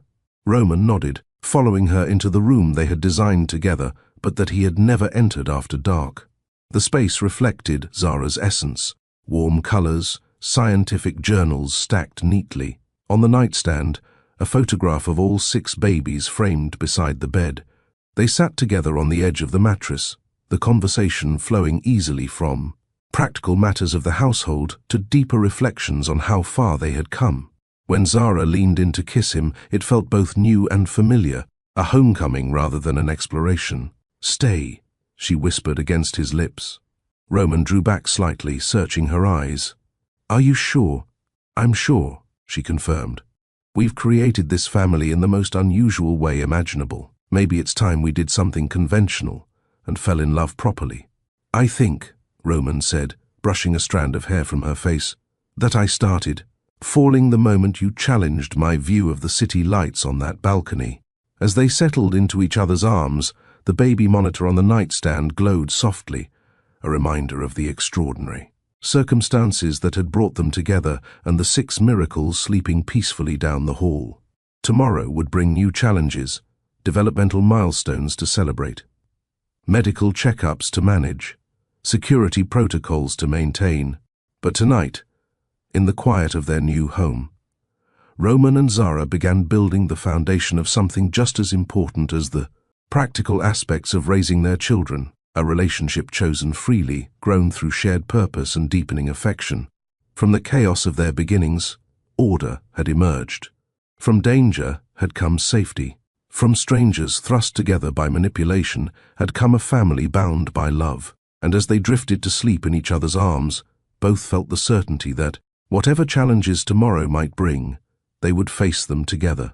Not because circumstances demanded it, but because they had chosen each other again and again through the extraordinary journey that had brought them home. Fall-painted Cypress Haven in amber and gold as the Sextuplets celebrated their 15-month milestone. The crisp October air carried the scent of apple orchards from neighboring farms and fallen leaves, crunched beneath tiny feet as 6 determined toddlers explored their world with newfound mobility. Roman stood at the kitchen window, watching Zara guide Mason and Emma through the garden maze they had planted in the spring. Mason charged ahead fearlessly, his dark curls bouncing with each determined step, while Emma approached each turn methodically, patting the hedge before deciding which way to proceed. They couldn't be more different, Roman observed to Sullivan, who was preparing lunch with quiet efficiency. Miss Emma's already plotting her escape route, Sullivan replied with a rare smile. Master Mason just enjoys the journey. The past 6 months had transformed Cypress Haven from a refuge into a true home. Security remained vigilant but unobtrusive, allowing the family to establish routines centered around growth rather than fear. Weekly visits from Dr. Reeves confirmed what they observed daily. All 6 children were developing normally, their unique genetic makeup manifesting in accelerated cognitive abilities rather than physical differences. Through the window, Roman spotted Noah sitting cross-legged under an oak tree, intensely focused on a picture book in his lap. At 15 months he already recognized letters and simple words, pointing to objects and naming them with startling accuracy. His vocabulary expanded daily, each new word pronounced with careful deliberation. Inside the sunroom, Lily worked alongside her occupational therapist, stacking blocks with the concentration of an architect. Her fine motor skills had advanced beyond her age group, her small fingers capable of intricate movements that amazed the specialists who monitored the children's development. "Mr. Bartlett," called Olivia's nanny from the doorway. "She's asking for you." "Second time today." Roman nodded, still warmed by the knowledge that his reserved, thoughtful daughter sought him out specifically. He found Olivia in the music room, sitting at the child-sized piano they had installed last month. Her face brightened as he entered, small hands reaching upward. "Da-da, play," she requested, her voice soft but determined. Roman lifted her onto his lap at the full-sized grand piano beside her smaller instrument. His fingers moved across the keys, playing the gentle melody he had composed for her. Olivia watched, entranced, occasionally reaching to press a key that harmonized perfectly with his music. "She has perfect pitch," Zara said from the doorway, leaves clinging to her sweater from the garden maze. "Dr. Reeves says it's extremely rare at this age." Roman nodded, unsurprised by another remarkable development in their extraordinary children. "Where are the others?" "Mason and Emma are with Maria in the garden. Noah's still reading, and Lily just finished her therapy session."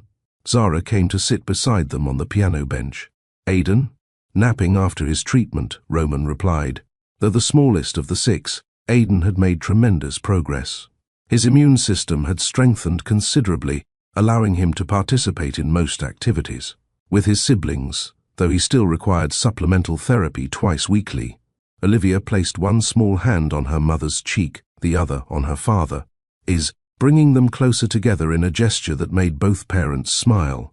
Their daughter had become a tiny matchmaker, constantly creating moments of connection between them.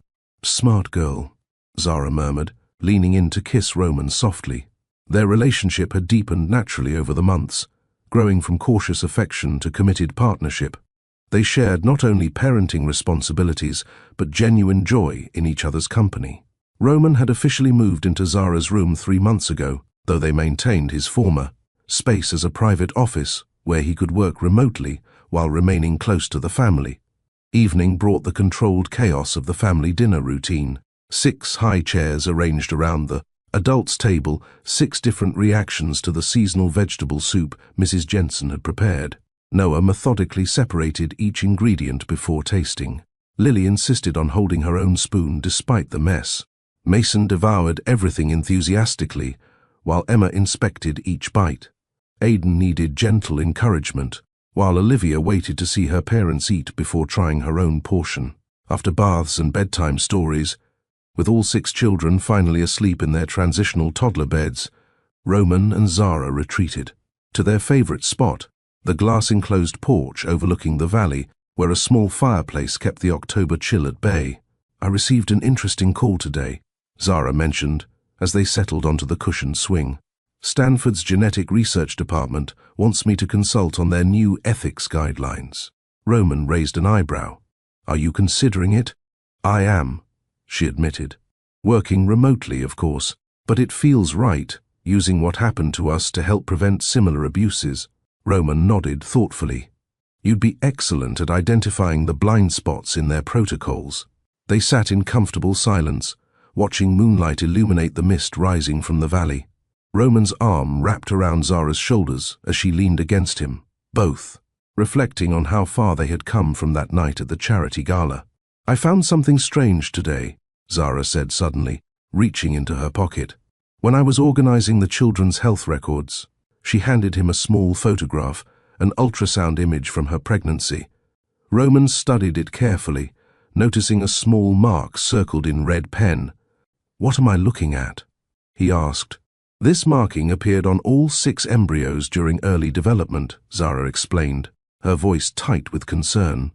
"I didn't think much of it then, but I found Carl's notes about it in some of the files the FBI returned." Roman leaned closer, examining the unusual pattern that resembled a DNA helix with modified ends. "What does it mean?" "According to Carl's coded research, it's a genetic marker he engineered. A signature." Zara took a deep breath. "He called it the Phoenix Protocol, and claimed it would activate certain genetic expressions when the children reach puberty." The peaceful evening shattered as implications washed over them. Their children carried something within them, something engineered, something waiting. Could it be removed, modified? Roman asked. Scientist and father warring within him. "I don't know," Zara whispered. "But we need to find out." As moonlight bathed Cypress Haven in silver, 6 children slept peacefully, unaware of the mystery encoded in their very cells. A final challenge from a man who viewed them as his greatest creation, rather than the beloved children they had become. 1 year later, autumn again transformed Cypress Haven into a canvas of gold and crimson. On the sprawling lawn, 6 2-year-olds chased fallen leaves, their laughter carrying across the valley like music. Roman and Zara watched from the porch swing, fingers intertwined, matching gold bands gleaming in the afternoon light. The mysterious genetic marker remained part of their children's story, neither fully understood nor forgotten. Working together with trusted researchers, they had made progress in mapping its potential, implications, transforming Carl's threat into a challenge they faced as a family, though their conception carried the shadow of Carl Braun's interference. Zara and Roman found peace in knowing their sextuplets were thriving. Regular checkups with Dr. Reeves confirmed what their parents already sensed each day. The children were healthy, strong, and meeting milestones with only minor challenges that attentive care could manage. Yes, they carried a unique genetic marker from Carl's tampering, but it manifested not as weakness, only as subtle gifts, sharper memory, quick learning, resilient immune systems. Importantly, there were no hidden conditions or looming illnesses. They were, above all else, children, laughing, crying, growing, and loved. For Zara, it was the greatest relief. Her 6 miracles were not experiments, not projects, but vibrant, healthy lives. And for Roman, it was the reminder that whatever science had tried to interfere with love and protection had already rewritten their future. "They're thriving," Zara observed, watching Noah help Aidan climb onto a pile of leaves. Roman nodded, his eyes reflecting contentment and resolve. "Because of the choices we made. because we chose love over fear. Their journey from strangers to soulmates, from victims to victors, reminded them daily that family isn't defined by perfect circumstances, but by perfect commitment, the willingness to fight for those we love against any odds. Some stories stay with us long after they're told. If this tale of extraordinary love and sacrifice has touched your heart, please subscribe to hear more remarkable journeys. Has someone in your life shown you what true family means?